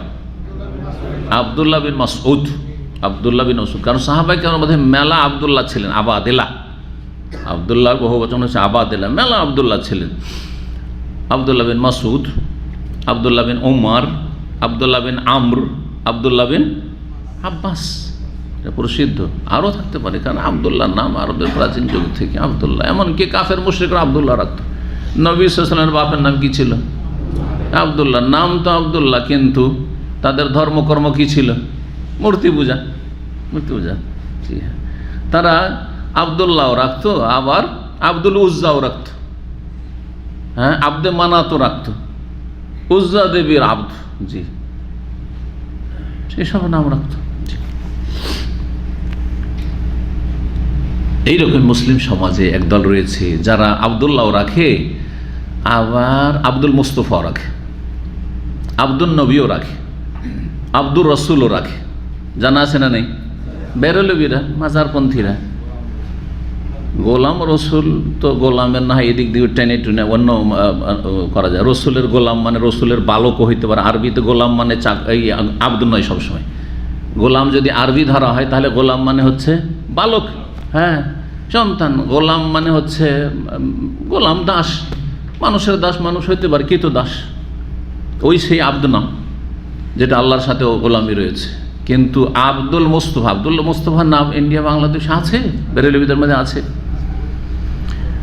আফগানি একজন অম্বল করে পড়াশোনা করতো আমাদের যুগে, যার নাম ছিল আব্দুর রসুল। কি নাম ছিল? অম্বল করা, মক্কা ইউনিভার্সিটিতে অ্যাডমিশন হয়। আর তারপরে তখন এখানে যেহেতু আকীদা পড়ে, তখন তার নাম এখন চেঞ্জ করতে হবে। কী করা যাবে? তখন ওখানে রবটা ঢুকিয়ে দিয়ে তার ওস্তাদে শিখিয়ে দিল আব্দুর রব্বির রসুল। আব্দুর রসুলকে কি করে দিল? আব্দুর রব্বির রসুল, রসুলের রবের বান্দা। ঠিক হয়ে গেল না? হলো না? কারণ নাম যদি আব্দুল কাবা থাকে, কাবার বান্দা, জায়েজ শিরকি নাম, তো এইখানে রব ঢুকিয়ে দেন আব্দুর রব্বিল কাবা। কেউ যদি কাবার কসম, কাবার কসম করে বলছি, তাহলে শিরিক, মানে হালাফা বেগাইল ফাকাদ আশরাকা। কিন্তু কেউ যদি কাবার রবের কসম করছে অনেকে, তাই না? ফুজ তো রব্বিল কাবা, সাহাবীরা কসম করতেন রব্বিল কাবা, কাবার রবের কসম, কাবার রবের কসম করে বলতে পারেন, আমি বলছি, ঠিক আছে?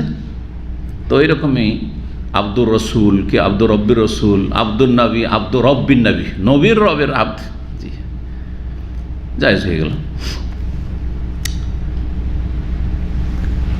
তো আবদুল্লাহ বিন মাসউদ রাদিয়াল্লাহু তাআলা আনহু বলছেন, সাল্লাল্লাহু রাসূলুল্লাহ সাল্লাল্লাহু সালাত আল ইশা, আমাদেরকে সালাত পড়ায় রাসূলুল্লাহ সাল্লাল্লাহু আলাইহি ওয়াসাল্লাম এক রাতে সালাতুল ইশা, ইশা সালাত।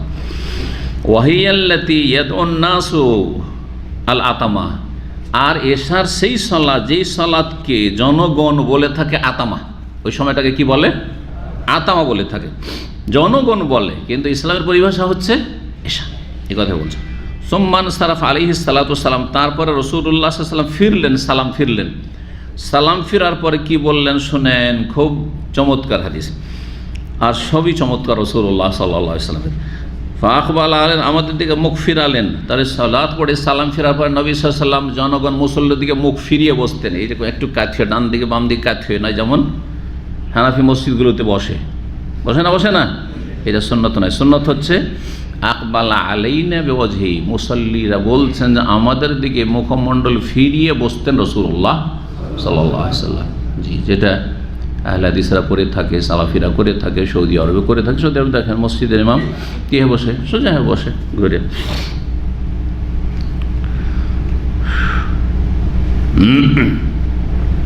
কি বললেন? ফাকালা, বললেন, আরাআইতুম লাইলাতাকুম হাযিহি, আচ্ছা তোমাদের এই রাত সম্পর্কে তোমরা জানো কি? এই রাত সম্পর্কে তোমরা জানো কি? ফাইন্না রাসা মিয়াতে সানাতিন মিনহা লা ইয়াবকা মিম্মান হুয়া আলা যাহরিল আরদি আহাদ,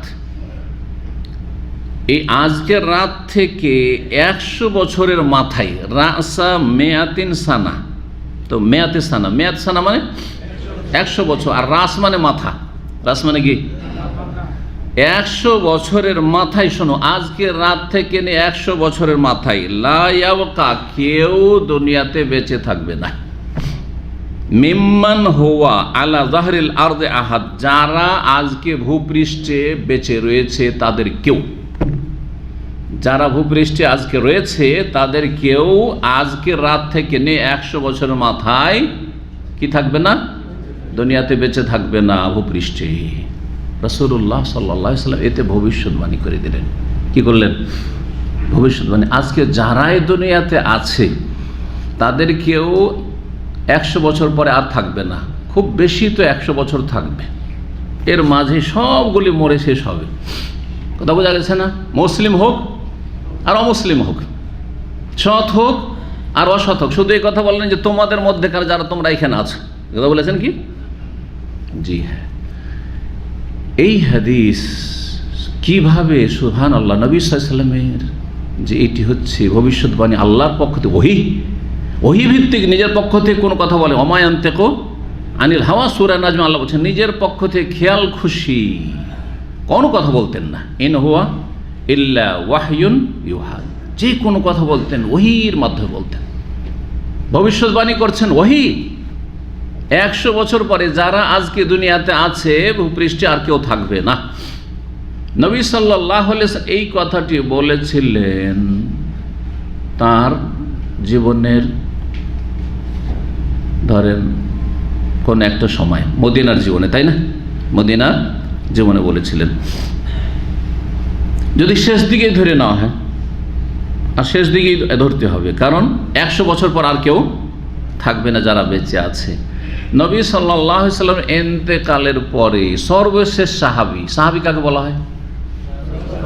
যেই ব্যক্তি কমপক্ষে একবার রাসূলুল্লাহ সাল্লাল্লাহু আলাইহি ওয়াসাল্লামের সাথে সাক্ষাৎ করেছে, দেখেছে বলবেন না, সাক্ষাৎ করেছে আর দেখেছে, দুটো কথায় পার্থক্য আছে। যদি আমরা মোটা খাই মোটা বুঝি, দুটো শব্দের পার্থক্য বুঝি না, কিন্তু যারা ভালো জ্ঞান রাখে তারা খুব সূক্ষ্ম ভাষা প্রয়োগ করে, কথা যেটা বলছেন সেই কথা যেন কোনো ছিদ্র না পায়, কোনো ছিদ্র না পায়, অন্য কোনো ছিদ্র না বেরিয়ে যায়। দেখা আর সাক্ষাৎ করা দুটোতে পার্থক্য আছে। কেউ পার্থক্য আছে, কে বলতে পারে? না না, তো ইমানের অবস্থা, একজন না না, এটা ঠিক বলছে। দেখার জন্য দৃষ্টিশক্তি শর্ত, দেখার জন্য কি শর্ত? যেই ব্যক্তি নবীকে দেখেছেন ইমানের অবস্থায়, যদি এই সংজ্ঞা করেন সাহাবীর, তো দেখেছেন, চোখ দিয়ে দেখেছে, তাই না? দেখে কি দিয়ে? চোখ দিয়ে দেখে। তাহলে যারা চোখওয়ালা সাহাবী তারাই শুধু সাহাবী হবে। কিন্তু অন্ধ সাহাবী ছিলেন, অন্ধ সাহাবী ছিলেন একাধিক সাহাবী। ইতবান বিন মালিক অন্ধ ছিলেন, আব্দুল্লাহ ইবনে মাকতুম যার কথা সূরা আবাসায় শানে নজুল রয়েছে, অন্ধ ছিলেন। আনজাহুল আমা, আল্লাহ কোরআনে আমা অন্ধের কথা বলেছেন, তো অন্ধরা সাহাবী নয়? দেখেছেন নবী সাল্লাল্লাহু আলাইহি ওয়াসাল্লামকে? দেখেননি, কিন্তু সাক্ষাৎ করেছেন। অন্ধ না দেখলেও কি করেছেন? সাক্ষাৎ করেছেন। এই জন্য সাহাবীর সঙ্গে বলতে হবে মান লাকিয়া নবী সাল্লাল্লাহু আলাইহি ওয়াসাল্লাম মুমিনান বিহি, যেই ব্যক্তি নবী সাল্লাল্লাহু আলাইহি ওয়াসাল্লামের সাথে সাক্ষাৎ করেছে, সাক্ষাৎ করে ধন্য হয়েছে ঈমানের অবস্থায়, এতটা যথেষ্ট নয়।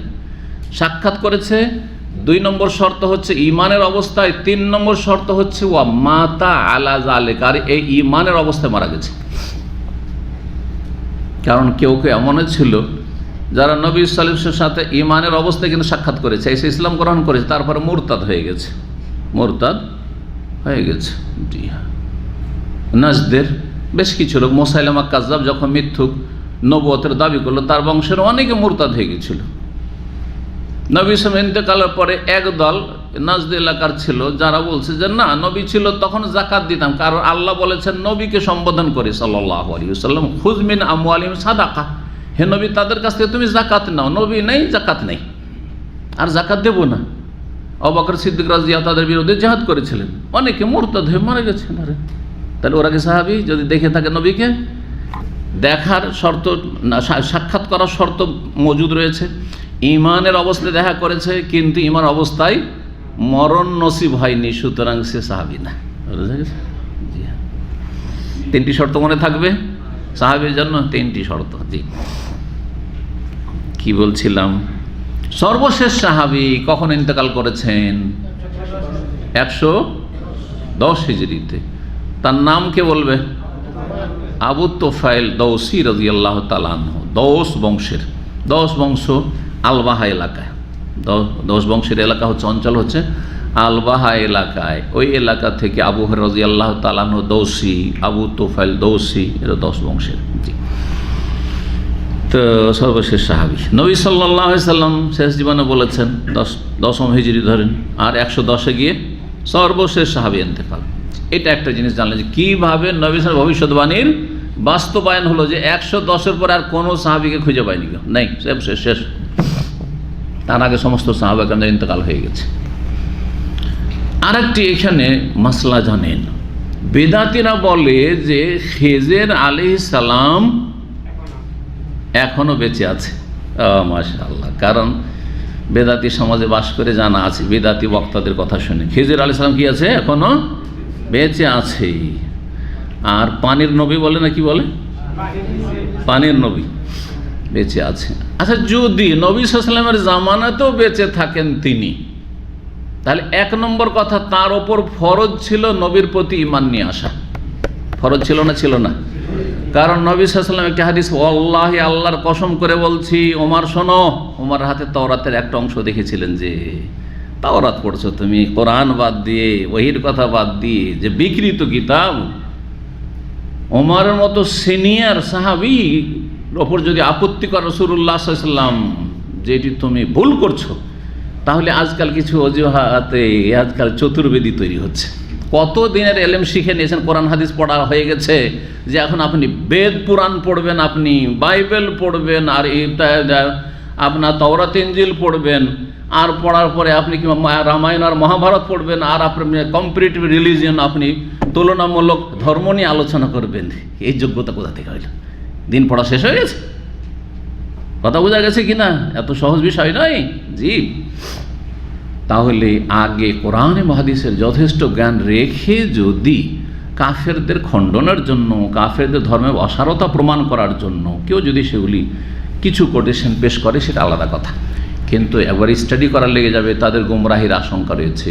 রাগান্বিত হয়েছে নবী সাল্লাল্লাহু আলাইহি ওয়াসাল্লাম উমরের উপর, বলছেন আল্লাহ, শুনে আল্লাহর কসম করে বলছি, লাউকানা মূসা হাইয়ান, এখনও যদি মূসা আলাইহিস সালাম জীবিত থাকতেন, যার উপর এই তাওরাত নাযিল হয়েছে, তুমি তাওরাত পড়ছো, বিকৃত হয়ে গেছে। এটা 1। 2 নম্বর কথা, এটা মনসুখ, রহিত হয়ে গেছে। ক্যান্সেল, পুরাতন এডিশন সেটা। আর এটা চলবে না, পুরাতন আইন চলবে দেশে? পাকিস্তানি যুগের আইন চলবে বাংলাদেশে? চলবে? ইংরেজদের আইন চলবে? চলো মোগলদের আইন চলবে, মুসলিম দেশ মোগলদের আইন চালাবো, চলবে না সংবিধান বিরোধী? হ্যাঁ, ঠিক তেমনই তাওরাত চলবে না, ইনজিল চলবে না, একেতে বিকৃত, 2 নম্বর সে রহিতকৃত, ক্যান্সেল ঘোষণা করা হয়ে গেছে। জি, দ্বীন ইসলাম সমস্ত মানবতার জন্য এসেছে, কোরআনিক সমস্ত মানুষের জন্য ফরজ। হ্যাঁ, কোরআনের প্রতি ঈমান নিয়ে আসা, কোরআন কারীমের জীবন গড়া, কোরআন কারীমের বাস্তবায়ন করা। আল্লাহ তৌফিক দান করুন সমস্ত মানুষকে। কি বলছিলাম? মূসাও যদি বেঁচে থাকতেন, মা ওয়াসিয়াহু ইল্লা আইয়াত্তাবিআনি ইল্লাত্তিবাই, 2 নম্বর হাদিস রয়েছে, আমার অনুসরণ ছাড়া তার কোনো উপায় ছিল না। আমার কাছে এসে কালিমা পড়ে মুসলমান হওয়া জরুরি ছিল। এই জন্য শেষ জামানায় যখন ঈসা আলাইহিস সালাম আসবেন, তখন নবী করিম সাল্লাল্লাহু আলাইহি সাল্লামের রিসালাতে বিশ্বাস করে, এবং তিনি আগে থেকে বিশ্বাস করেন, ভবিষ্যদ্বাণী করেছেন, কিন্তু সেই রিসালাত মোতাবেক কোরআন এবং হাদিস দিয়ে তিনি ফয়সালা করবেন। তার এই উম্মতের একজন, তখন আর রসুল হয়ে আসবেন না, যেমন রসুল ছিলেন, কি আসবেন? এই উম্মতের একজন ব্যক্তি হয়ে আসবেন। এখন আসুন, যদি খেজের যদি জীবিত থাকেন, তো প্রথম কথা তার উপর ফরজ কি ছিল? হ্যাঁ, যে রসুলের কাছে এসে ইসলাম গ্রহণ করা, না হইলে নাজাত নেই, কারণ শেষ রসুল সারা বিশ্বের সমস্ত মানুষের জন্য এসে গেছে। কথা বোঝা গেছে? আর খেজর আলাইহিস সালাম মানুষ ছিলেন, তিনি ফেরেশতা ছিলেন না। যারা বলেছে ফেরেশতা ছিলেন, এই মতটি বিভ্রান্তিকর মত, ভুল মত। খেজর সম্পর্কে 3টি মত রয়েছে। একটি হচ্ছে যে তিনি ফেরেশতা ছিলেন, আর একটি হচ্ছে তিনি মানুষ ওলি ছিলেন, আর একটি মত হচ্ছে যে তিনি নবী ছিলেন। কথা বোঝা গেছে? নবী হোক অথবা ওলি হোক, উভয় অবস্থায় যদি তিনি বেঁচেই থাকেন, প্রথম কথা বেঁচে নেই, আগেই মারা গেছেন তিনি, কারণ মানুষ সাধারণত 100-200 যা পাক মারা যায়। কিন্তু যদি দীর্ঘ সময় বেঁচেও থাকেন, তাহলে নবী সাল্লাল্লাহু আলাইহি ওয়াসাল্লামের কাছে এসে ঈমান নিয়ে আসা ফরজ ছিল কিনা, আর ঈমান না নিয়ে আসলে জাহান্নাম কিনা? অবশ্যই। জি। 2 নম্বর কথা, যদি বেঁচে থাকেন নবী সাল্লাল্লাহু আলাইহি ওয়াসাল্লামের জামানা পর্যন্ত, এতদিন ধরে ধরেন বেঁচে ছিলেন, কিন্তু নবী সাল্লাল্লাহু আলাইহি ওয়াসাল্লামের ভবিষ্যৎবাণী এই হাদিসের আলোকে আর 100 বছরের বেশি ভূপৃষ্ঠে যারা আছে তাদের বেঁচে থাকার কোনো অবকাশ নেই, কারণ 100 বছরের মাথায় আলা জাহরিল আরজে, ভূপৃষ্ঠে যারাই রয়েছে তাদের কেউ থাকবে না, নবী সাল্লাল্লাহু আলাইহি ওয়াসাল্লাম বলেছেন। তাহলে কোনো বিদাতি মোল্লা ওয়াইজ যদি ওয়াজ করে যে খেজর বেঁচে আছে, তাহলে সে এই হাদিস অস্বীকারী। নবী সাল্লাল্লাহু আলাইহি ওয়াসাল্লাম ভবিষ্যৎবাণী করেছেন যে আজকে ভূপৃষ্ঠে যারা আছে 100 বছরের মাথায় তাদের কেউ পৃথিবীতে থাকবে না। কথা বোঝা গেছে কি না? আল্লাহ বুঝার তৌফিক দান করুন, এবং এই বিদাতি মোল্লাদের খপ্পর থেকে আল্লাহ বের করে নিয়ে আসুক। জি। 21 নম্বর অধ্যায় বলছেন বাবু ওয়াক্তিল এশা। এই অধ্যায় হচ্ছে এশার ওয়াক্ত সম্পর্কে। এজাজতামান নাসু আও তাআখারু, যখন লোকেরা জমিয়ত হয়ে গেছে, লোক চলে এসছে, আও তাআখারু, অথবা বিলম্ব করেছে, কি করবেন? যদি চলে এসেছে তাড়াতাড়ি পড়ে নিতে পারেন, আর যদি দেখেন বিলম্ব করেছে তো বিলম্ব করতে পারেন, কোনো অসুবিধা নেই। 565 নম্বর হাদিস।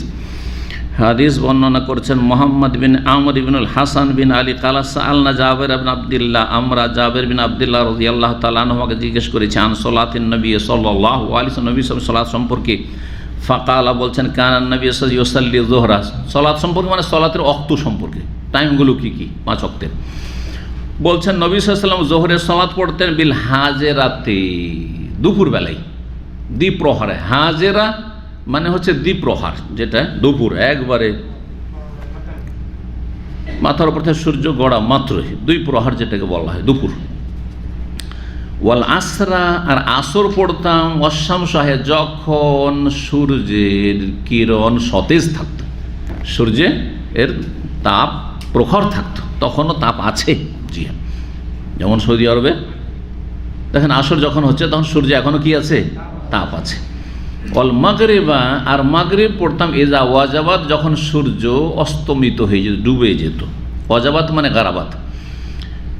ওয়াল এশার, এশা কখন পড়তাম? এশার টাইমটা মানে পরিবর্তন হইত মাঝে মাঝে, এইরকম মাঝে মাঝে এরকম। বলছে এজা কাসরান্নাস, লোকজন বেশি চলে এসেছে মসজিদে, মাশাআল্লাহ, আজ্জালা, তখন নবী সাল্লাল্লাহু আলাইহি ওয়াসাল্লাম কী করতেন? তাড়াতাড়ি করে নিতেন। ওয়াইদা কাল্লু, আর যখন লোকজন কম রয়েছে, আখারা, তখন দেরি করে দিতেন, বিলম্ব করতেন। ওয়াসুবহা, আর ফজরের সালাত কখন পড়তেন? ফর্সা হয়ে, যখন দুনিয়া সব ফর্সা হয়ে গেছে, সব কিছু দেখা যায়, তখন যেমন হানাফি ভাইরা পড়ছে না, মোটেই না।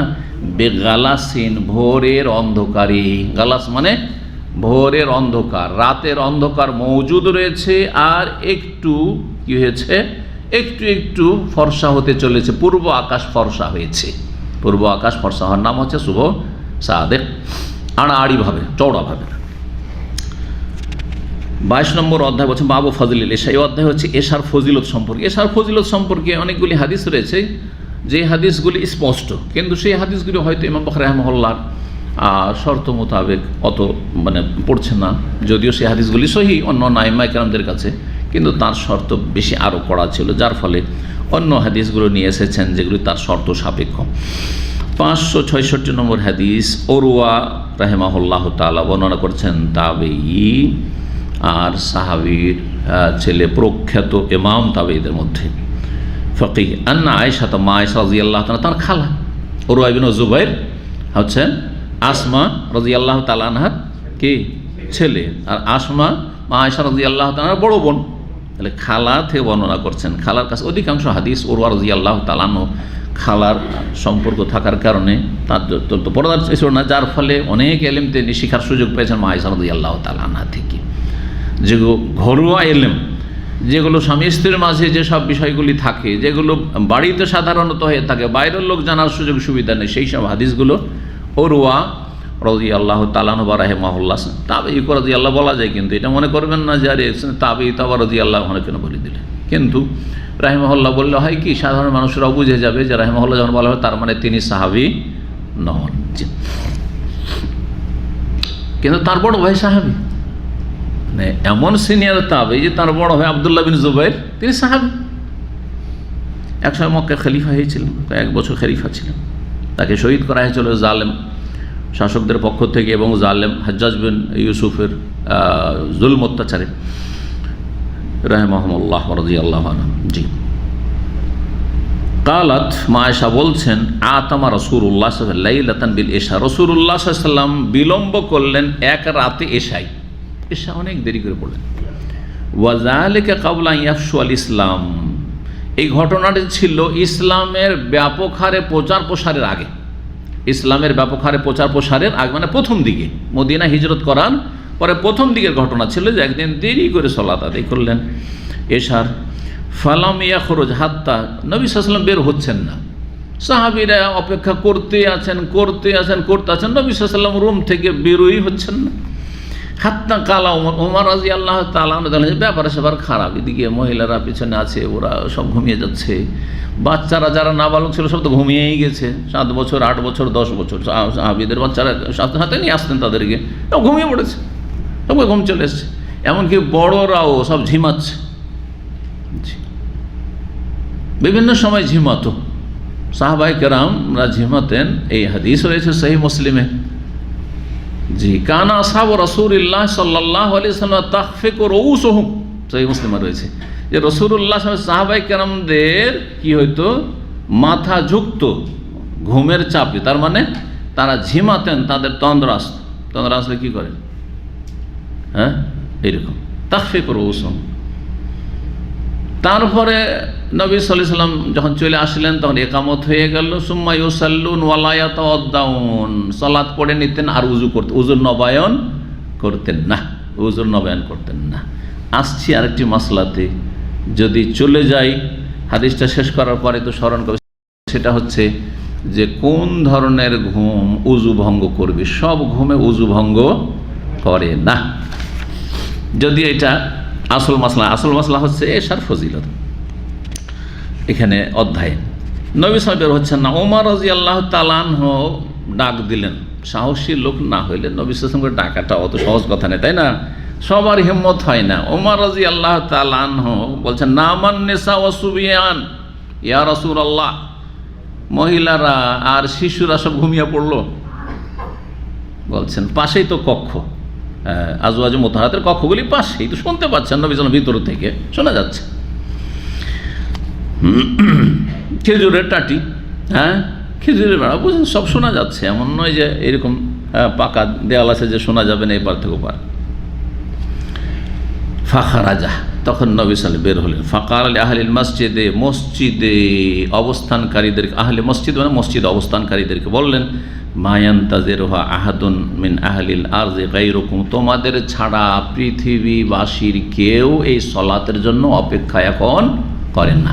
একমাত্র তোমরা কত ফজিলতের কাজে রয়েছে যে তোমরাই এই সালাতের জন্য কি করছো, অপেক্ষা করছো। দুনিয়ায় আর এমন কোনো কেউ নেই যারা এই সালাতের জন্য এত সময় ধরে অপেক্ষায় রয়েছে। আর অন্য আরেকটি হাদিস, এই হাদিসে ব্যাখ্যা করে যে একজন মুসলিম অতক্ষণ পর্যন্ত যেন সলাতই আদায় করেছে, সলাত অবস্থায় যতক্ষণ পর্যন্ত মান্তাজারাস সালাত, যতক্ষণ সলাতের জন্য অপেক্ষমান রয়েছে, ইন্তজারে রয়েছে। এই কথা কেন বললেন যে তোমাদের ছাড়া পৃথিবীতে আর কি অপেক্ষা করেন? নবী সাল্লাল্লাহু আলাইহি সাল্লাম বলে দিলেন যে গোটা দুনিয়ার কথা বললেন না যে মদিনার এই মসজিদে, তাহলে আর কোথাও কি সালাত হইতো না? প্রথম দিকের ঘটনা। এই জন্য বলছে যালিকা কাবলা ইয়াফশুস সালাম, ইসলামের প্রচার মানে মক্কা বিজয়ের আগের ঘটনা। এটা অল্প স্বল্প মুসলিম ছিল, শুধু মদিনাতে মুসলিমরা সীমিত ছিল। মক্কায় ওইভাবে জামাতবদ্ধভাবে ওইরকম জামাত হইতো না। আর অন্য জায়গায় ছড়িয়ে ছিটে দুটো একটা লোক আছে, ওইভাবে জামাত হইতো না। আর হইলেও প্রথম দিকে কেউ পড়ে নিয়েছে। মক্কায় যে সব লোকেরা ছিল মুস্তাজাফিন, দুর্বল অসহায় মানুষ, লুকিয়ে লুকিয়ে গোপনে সালাত আদায় করত। জি, আর তোমরা এখানে বা জামাত সহকারে সলাতের জন্য এতক্ষণ ধরে অপেক্ষমান রয়েছে, তোমাদের এই মর্যাদা হাসিলের মতো লোক আর পৃথিবীতে কেউ এই জামানায় নেই। জি, এই হচ্ছে এশার ফজিলত সম্পর্কে ইমাম বুখারী রাহিমাহুল্লাহ হাদিস। 567 নম্বর হাদিস। আবু মুসা আশআরী বলছেন, কালা কুনতু আনা ওয়া আসহাবি, আমি এবং আমার এক বন্ধু বা আমার বন্ধুরা, আল্লাযীনা কাদিমু মাই ফিস সাফিনা, বন্ধুরা এখানে বহু বচন, আমি এবং আমার সাথী সঙ্গীরা যারা আমার সাথে পানি জাহাজে চড়ে হাবাসা আবেসিনিয়া থেকে মদিনায় ফিরে এসেছিল। তাহলে আবেসিনিয়া কিভাবে গেলেন? আবেসিনিয়ার একটা হিজরত হয়েছিল হাবাসার, জানেন না? হিজরত কয়টি? নবী সাল্লাল্লাহু আলাইহি ওয়াসাল্লামের জামানায় হিজরত কয়টি হয়েছিল? 2টি। একটি হিজরত ছিল নবী সাল্লাল্লাহু আলাইহি ওয়াসাল্লাম নিজে থাকলেন যে আমি কষ্ট জুলুম বরদাস্ত করে মক্কায় থাকি, কারণ আমার থাকার প্রয়োজন হয়েছে, আল্লাহ আমাকে হুকুম দেননি, কিন্তু তোমাদের জন্য জায়েজ যে তোমরা বরং উত্তম যে তোমরা এই জুলুম কত আর বরদাস্ত করবে, আর দিন পালন করতে পারছো না। জালেম কাফেররা জুলম অত্যাচার, সীমাহীন জুলম অত্যাচার করছে মক্কায়। সুতরাং এমন একটি দেশ আছে যেখানে ফাইন্না হোনাকা মালিকান আদিলান, সেখানে ন্যায়পরায়ণ শাসক রয়েছে। কাফের অমুসলিম যদি ন্যায়পরায়ণ হয় তাহলে সে জালেমের চাইতে ভালো। জি হ্যাঁ, ইবনে তাইমিয়া রাহিমাহুল্লাহ খুব চমৎকার কথা বলেছেন। আল্লাহ রাব্বুল আলামিন কাফের জালেম না, কাফের যদি আদেল হয়, অমুসলিম শাসক কিন্তু সে আদেল ন্যায়পরায়ণ, জনগণের হক নষ্ট করে না, জুলম অত্যাচার করে না জনগণের উপর, এর রাজত্ব। কাফের কিন্তু ন্যায়পরায়ণ, কাফেরুন আদেল। আর আরেকজন হচ্ছে শাসক মুসলিম কিন্তু জালেম। কার রাজত্বকে আল্লাহ স্থায়ী করেন, কার ক্ষমতাকে আল্লাহ স্থায়ী করেন? যে কাফের কিন্তু আদেল ন্যায়পরায়ণ। কারণ এখানে বৃহৎ স্বার্থ রয়েছে। তার আকীদা, তার কাছে তার আকীদা হচ্ছে কুফরি আকীদা, তাই না? সেটা দিয়ে সে ক্ষতিগ্রস্ত, কিন্তু জনগণ তার অনিষ্ট থেকে কি নিরাপদ, কারোর জুলুম অত্যাচার করে না। তাদেরকে আল্লাহ দীর্ঘ সময় টিকিয়ে রাখবেন তাদের রাজত্ব। পক্ষান্তরে জালেম শাসক যদিও মুসলিম, তার ভালো আকীদা দিয়ে তার উপকার হবে যে সে স্থায়ী জাহান্নামী হবে না, কিন্তু জনগণের কি ফায়দা? জনগণের ফায়দা হচ্ছে ইনসাফ, জনগণের ফায়দা হচ্ছে সুবিচার, জনগণের ফায়দা হচ্ছে ন্যায় নীতি অবলম্বন করা, শোষণ না করা, জি দুর্নীতি না করা, জনগণের হক আদায় করা, জনগণের হিতাকাঙ্ক্ষী হওয়া, জনগণের কল্যাণ করা। সুতরাং আল্লাহ রাব্বুল আলামিন মানব জাতির ইতিহাসে কাফের ন্যায়পরায়ণকে দীর্ঘ সময় ধরে রাজত্ব দিয়েছেন, পক্ষান্তরে মুসলিম পাপিষ্ট জালেমকে দীর্ঘায়িত করেননি, তার রাজত্বকে আল্লাহ স্থায়ী করেননি। কারণ আল্লাহর জমিনে কি চান? ন্যায় প্রতিষ্ঠা হোক, ইনসাফ কায়েম হোক। ওয়াকিমুল ওয়াজনা বিল কিসত ওয়ালা তুখসিরুল মিজান। জি, ইন্নাল্লাহ ইয়ামুরু বিল আদলি ওয়াল ইহসান, আল্লাহ নির্দেশ দিচ্ছেন যে ইনসাফ করো, সুবিচার করো, আর মানুষের সাথে সদ্ব্যবহার করো। যেমন শাসকদের সাথে, মালিকদের সাথে সদ্ব্যবহার করতে হবে, তেমন জনগণের সাথে সদ্ব্যবহার করতে হবে। শুধু একতরফা হইলে হবে না, যে আপনারা চান যে আমাদের আনুগত্য করুক, কিন্তু আপনারা জনগণের হিতাকাঙ্ক্ষী না, এটা হলে চলবে না। আল্লাহ বুঝার যেন তৌফিক দান করেন। আমরা যেন শাসকদের হক আদায় করতে পারি, যা আমাদের দায়িত্ব রয়েছে, আমাদেরকে আল্লাহ রাব্বুল যা হুকুম দিয়েছেন এবং যাদেরকে আল্লাহ নেতৃত্ব দিয়েছেন, তারাও যেন জনগণের যথাযথ হক আদায় করতে পারেন। আল্লাহ তাদের তৌফিক দান করেন।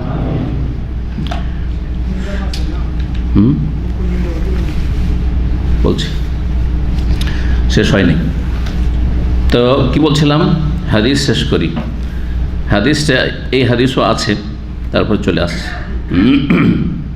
সামনে আরও হাদিস আসছে, শেষখানে বলি। বলছেন যে আমি এবং আমার সাথী সঙ্গীগণ যারা আমার সাথে কোত্থেকে এসেছিল, হাবাসা থেকে এসেছিল। এখানে হাবাসা কথা নেই, কিন্তু হাবাসা থেকে এসেছিল কিসে চড়ে? ফিস সাফিনাতে, পানি জাহাজে। তাহলে হাবাসা যখন হিজরত করেন, তখন মক্কা থেকে যেহেতু হিজরত করেছেন, তো মক্কার কাছে সাগর পথ হচ্ছে জিদ্দা, তো ওখান থেকে চলে গেছেন হাবাসা। লোহিত সাগর পার করলেই হাবাসা, আবিসিনিয়া, যেটা আজকাল ইথিওপিয়া বা এরিট্রিয়া, দুটো ভাগ হয়ে গেছে, দুটো দেশ হয়ে গেছে, একটা দেশ বলা হচ্ছে। আর যখন ওখান থেকে ফিরে আসেন, যখন জানতে পারলে যে নবী সাল্লাল্লাহু আলাইহি সাল্লাম মদিনা হিজরত করে গেছেন, ওরা কিন্তু ওখান থেকে খবর পাচ্ছে নবী সাল্লাম কী করেছেন, মক্কাতে এখন মদিনা হিজরত করে গেছেন, এবং মদিনাতে মুসলিমরা সুখে শান্তিতে বসবাস করছে, তেমন জুলম অত্যাচারের ওখানে কোনো সম্ভাবনা নেই। আরে নবী সাল্লাল্লাহু আলাইহি ওয়াসাল্লাম হিজরত করে গেছেন, তো আমরা কেন হাবাসায় পড়ে থাকবো? আমরা ফিরি মদিনা যাই, আমরা কেন মদিনার হিজরতের ফজিলত থেকে বঞ্চিত থাকবো? তাহলে তারা দুই হিজরতের ফজিলত হাসিল করেছেন। তারা হচ্ছে সাহেবুল হিজরাতাইন, আল্লাহর সন্তুষ্টির জন্য, আল্লাহর দ্বীনের জন্য, ঈমান ইসলামের রক্ষার জন্য কি করেছেন? প্রথম হিজরত করেছেন হাবাসা, আর দ্বিতীয় হিজরত করেছেন আবার মদিনা। বেশ কিছু সাহাবায়ে কেরাম, জি, তাদের এই ক্ষেত্রে তাদের শ্রেষ্ঠত্ব রয়েছে, ফজিলত রয়েছে। জি, তো তারা এসে নামলেন মদিনা থেকে লোহিত সাগর, এখানেও কাছে রয়েছে, কোথায়? এম্বোর কাছাকাছি। এম্বো তো নাম জানেন। আর একটা ছোট শহর রয়েছে, ওইটা মদিনাতে আরও কাছে, একটা রাস্তা হচ্ছে সরাসরি। তাহলে ওই এম্বোর দিকে আপনার বদর হয়ে এম্বো অত দূরে যেতে হবে না, লোহিত সাগরের জন্য সোজা একটা রাস্তা তৈরি হচ্ছে। আলিস ছোট্ট একটা গ্রাম শহর ছিল, ছোট্ট, এখন শহর হয়ে গেছে। এটা কাছে পড়ছে। মদিনার লোকেরা মাঝে মাঝে ওখানে তাদের বিচে যায়।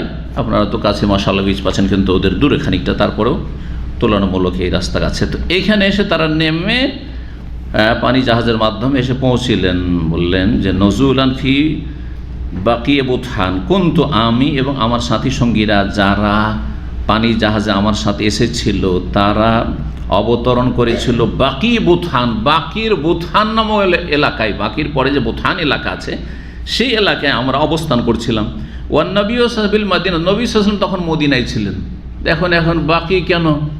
যদি ওজুল হুলাফা যেখানে মিকাত, ওটাকেও মদিনা বলা হচ্ছে, কোবাকেও মদিনা বলা হচ্ছে, কিন্তু কোবা তো কাছে, দূর দূরান্ত পর্যন্ত এখন সবকে মদিনা বলা হচ্ছে, ঠিক না?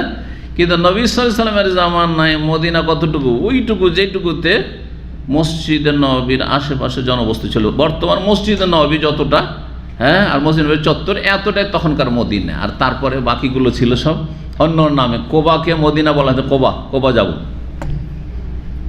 যেমন অনেকে যারা আপনার 91 এলাকায় থাকে, অনেকে বলে যে কোথায় যাচ্ছে? দাম্মাম যাচ্ছে। তো দাম্মামের ভিতরে আছে, বলে না, হ্যাঁ, দাম্মাম যাচ্ছি।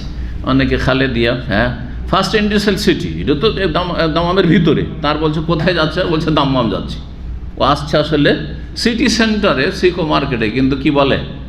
দাম্মাম যাচ্ছি, ঠিক ওই রকম।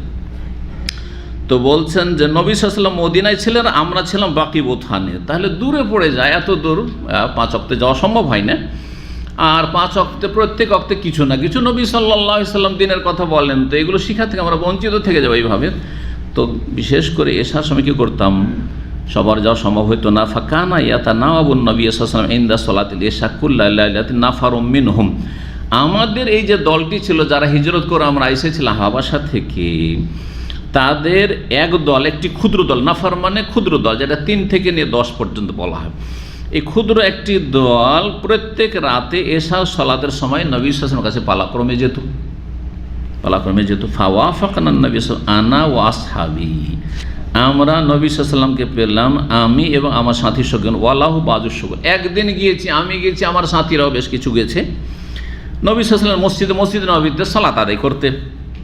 কিন্তু ওয়ালাহু বাজুস শুগল ফি বাজি আমরিহি, নবী সাল্লাল্লাহু আলাইহি ওয়াসাল্লামের কিছু ব্যস্ততা ছিল রাতের বেলা।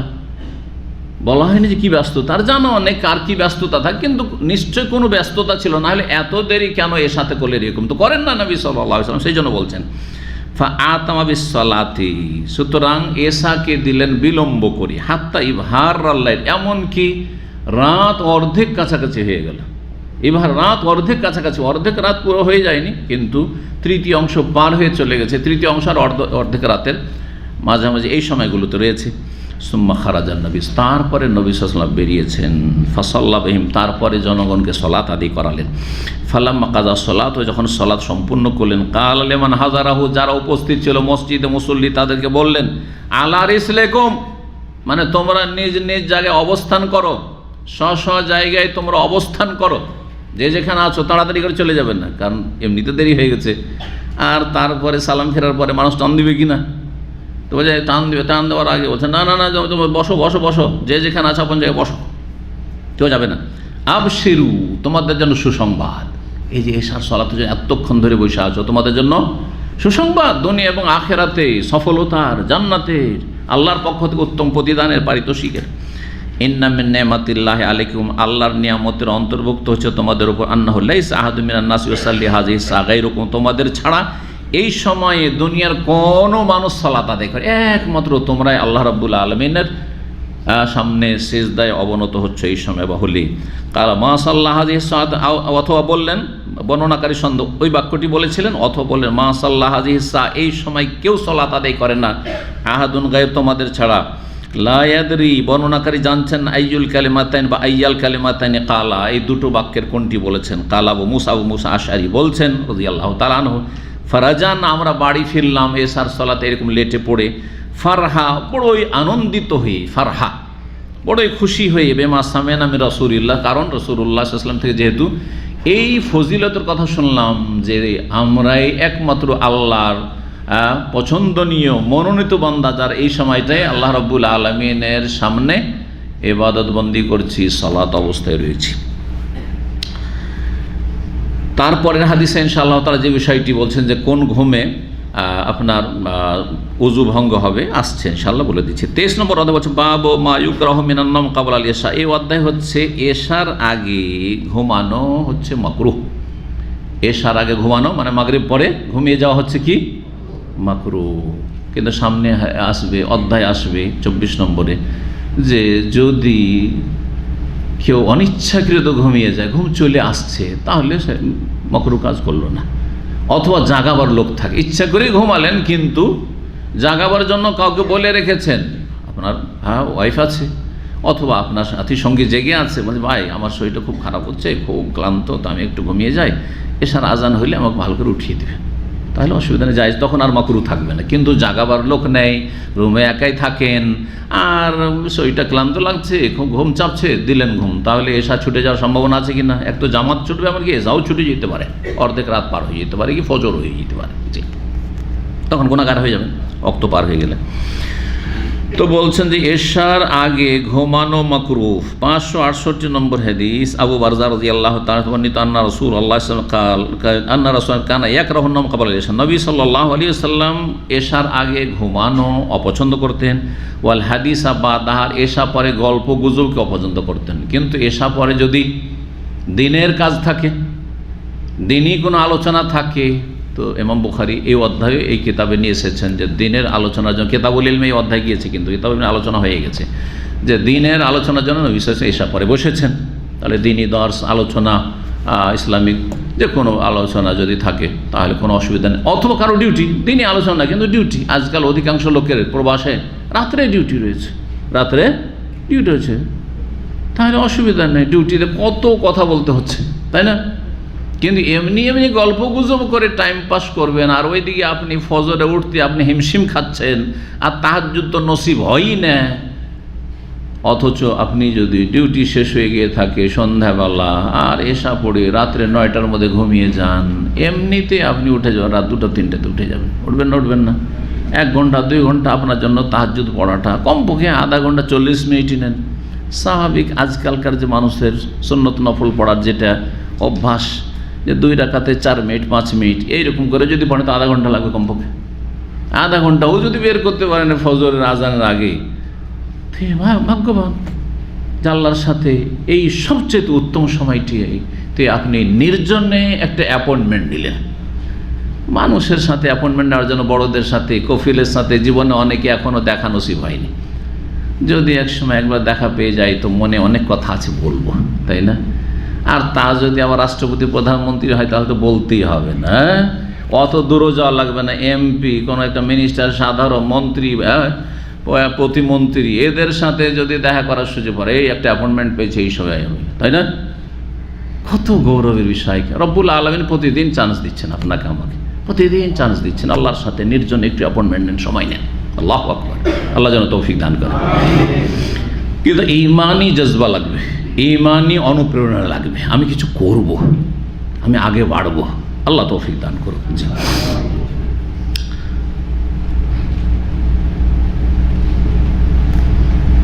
এ হাদিস হয়ে গেল 24 নম্বর অধ্যায়। বাবুন নমে কাবলাল এশা লেমান গোলেবা। এই অধ্যায় হচ্ছে এশার আগে ঘুমিয়ে যাওয়া।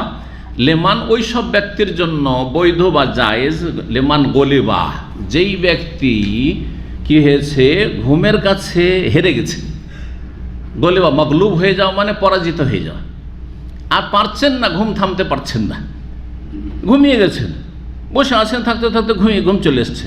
সেটা মসজিদ হোক অথবা বাড়িতে হোক, বাসাতে হোক। যদি অনিচ্ছাকৃত ঘুমিয়ে যায় তাহলে মাকরুহ না, হ্যাঁ।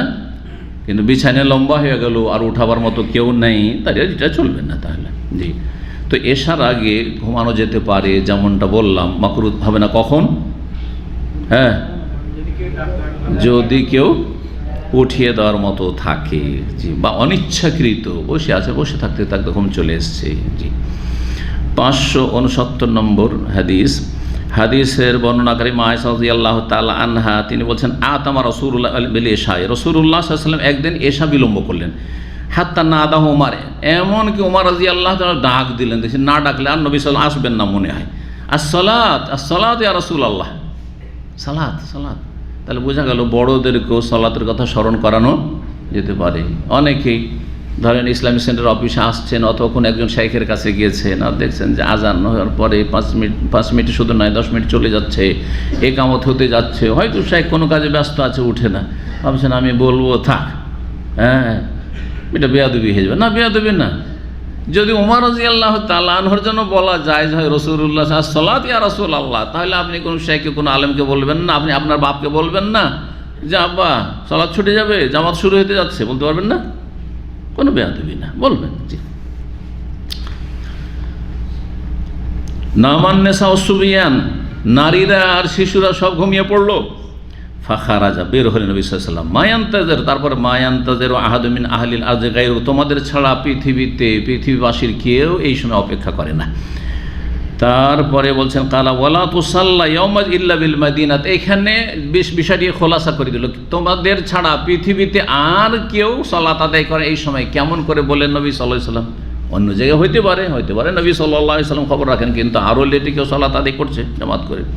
বলছেন যে কারণটা হচ্ছে যে ওই সময়টায় মদিনা ছাড়া কোথাও এইভাবে জামাত সহকারে সালাত হইতো না, কারণ ইসলামের প্রথম যুগ ছিল। কাল ওয়াকানু ইউসাল্লুন আল এশা, আর তারা এশার সালাত আদায় করতেন ফিমা বাইনা আন ইয়াগিবা শাফাক ইলা সুলুসিল লাইলিল আউয়াল, পশ্চিম আকাশের যে লাল আভা রয়েছে সেইটা শেষ হয়ে যাওয়ার পর, গাবা মানে শেষ হয়ে যাওয়ার পর থেকে শুরু করে রাতের প্রথম তৃতীয় অংশ পর্যন্ত, রাতের প্রথম তৃতীয় অংশ পর্যন্ত। তাহলে এশার প্রথম ওয়াক্ত হচ্ছে, যদি ঘড়ি না থাকে, ধরেন টাইম টেবিল জানার নাই, তাহলে কি দেখে বুঝবেন? আপনি পশ্চিম আকাশের দিকে তাকাবেন, সূর্য ডুবার পর থেকে দেখবেন যে একটা লাল আভা, সূর্য ডুবে অন্ধকার হয়ে গেছে, অন্ধকার হয়ে তারপরে লাল হয়ে আছে, একটু লাল হয়ে আছে, তারপরে সেটা শেষ হয়ে গেল। আর এটা শেষ হতে কতক্ষণ লাগে এর আগে বলেছি কিন্তু, ঘন্টায়। কতক্ষণ লাগে? সোয়া 1 ঘন্টা লাগে। কত লাগে? মাগরিব সূর্য ডুবা থেকে সোয়া 1 ঘন্টা লাগে। সৌদি আরবে 1.5 ঘন্টাতে, এই জন্য আউয়াল ওয়াক্তের জন্য আজান দেওয়া হয় 1.5 ঘন্টায়। রমজান মাসে শুধুমাত্র 2 ঘন্টা। জি, তা এটা হচ্ছে শুরু। আর শেষ, উত্তম শেষ তৃতীয় অংশ না অর্ধেক, 2 রকম হাদিস রয়েছে। এলা নিসফিল লাইল রয়েছে আর সলুসুল লাইল রয়েছে। 1/3 অংশতে গিয়ে শুরু করবেন, এটা উত্তম, এটা সবচেয়ে উত্তম। আর 1/3 অংশ থেকে শুরু করে অর্ধেক রাত পর্যন্ত পড়ে নেন। অর্ধেক রাত পার হয়ে চলে গেলে তখন অনুত্তম হয়ে যাবে। এটা হচ্ছে ওয়াক্তে ইজতিরায়, নিরুপায় ব্যক্তির জন্য ওয়াক্ত, কাজা নেই।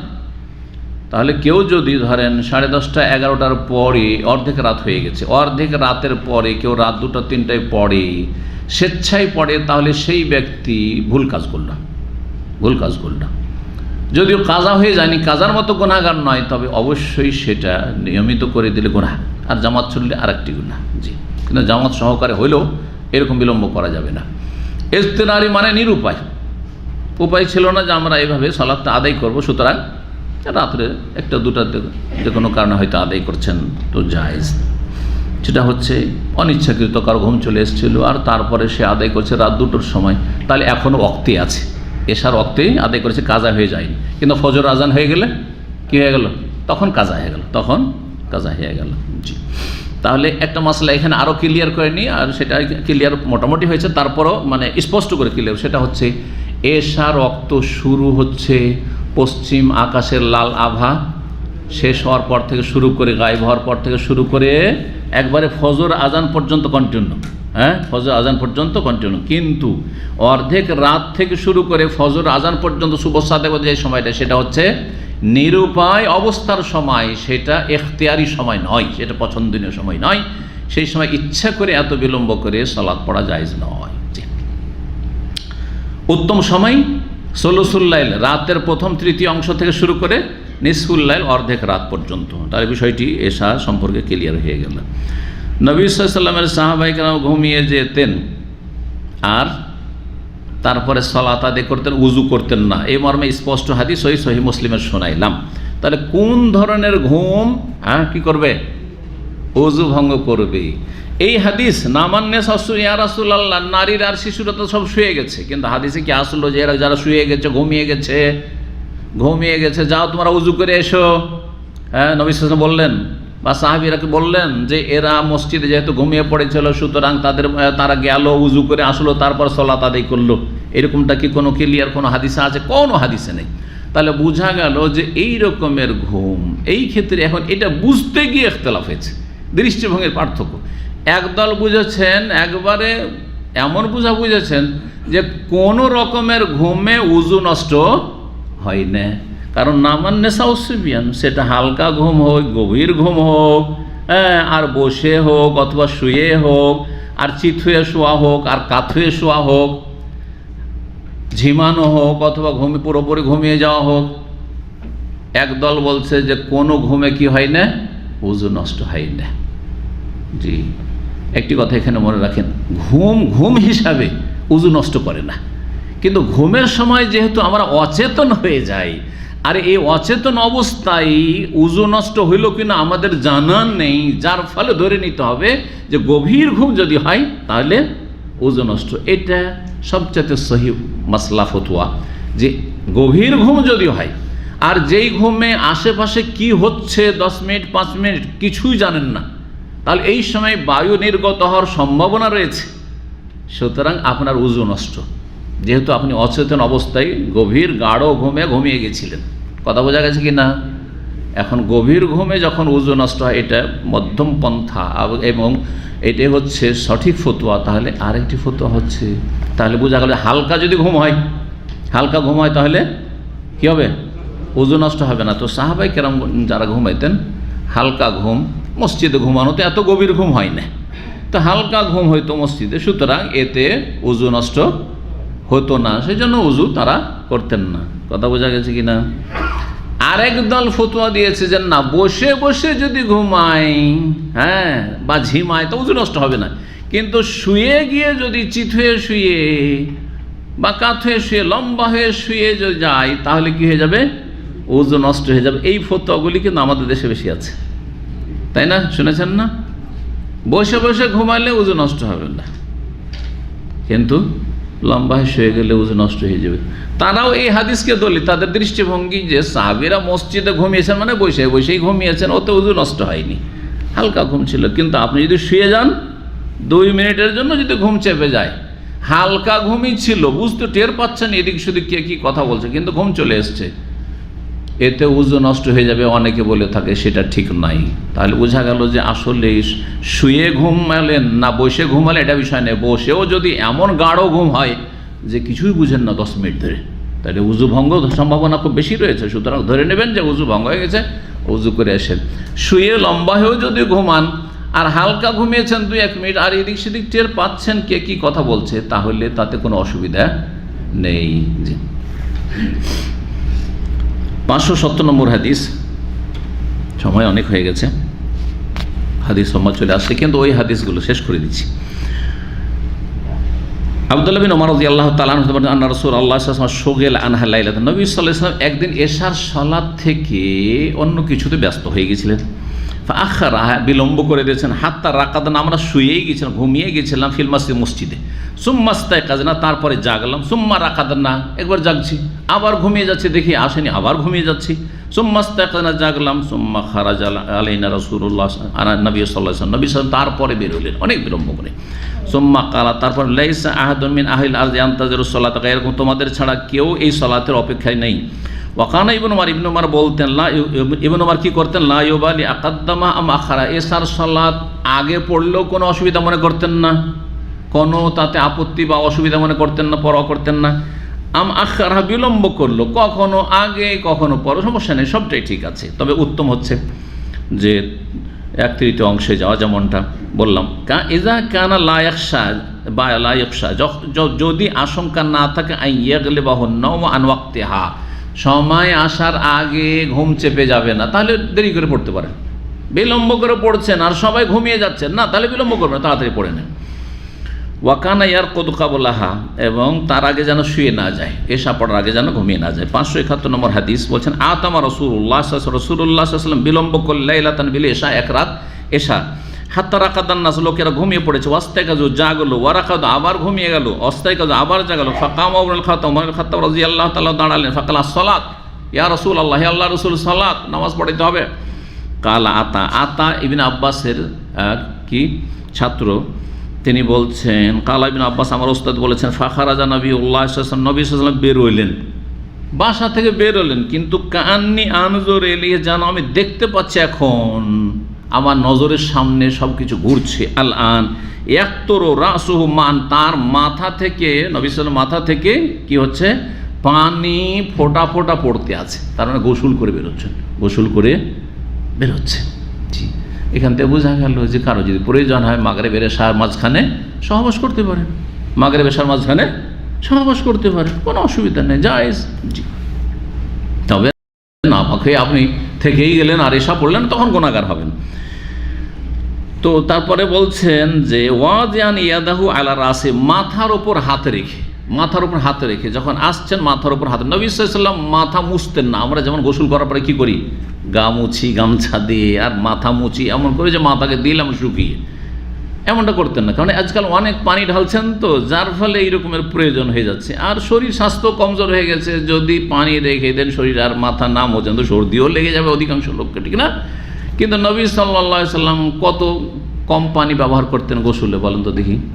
হ্যাঁ, কত? 1 সা, 1 সা, 1 তাসলে 20 সা, তার মানে 3 কেজি 3 লিটার ধরেন। হ্যাঁ, 3 কেজি 3 লিটার বলেন, বা একটু বেশি এইরকম।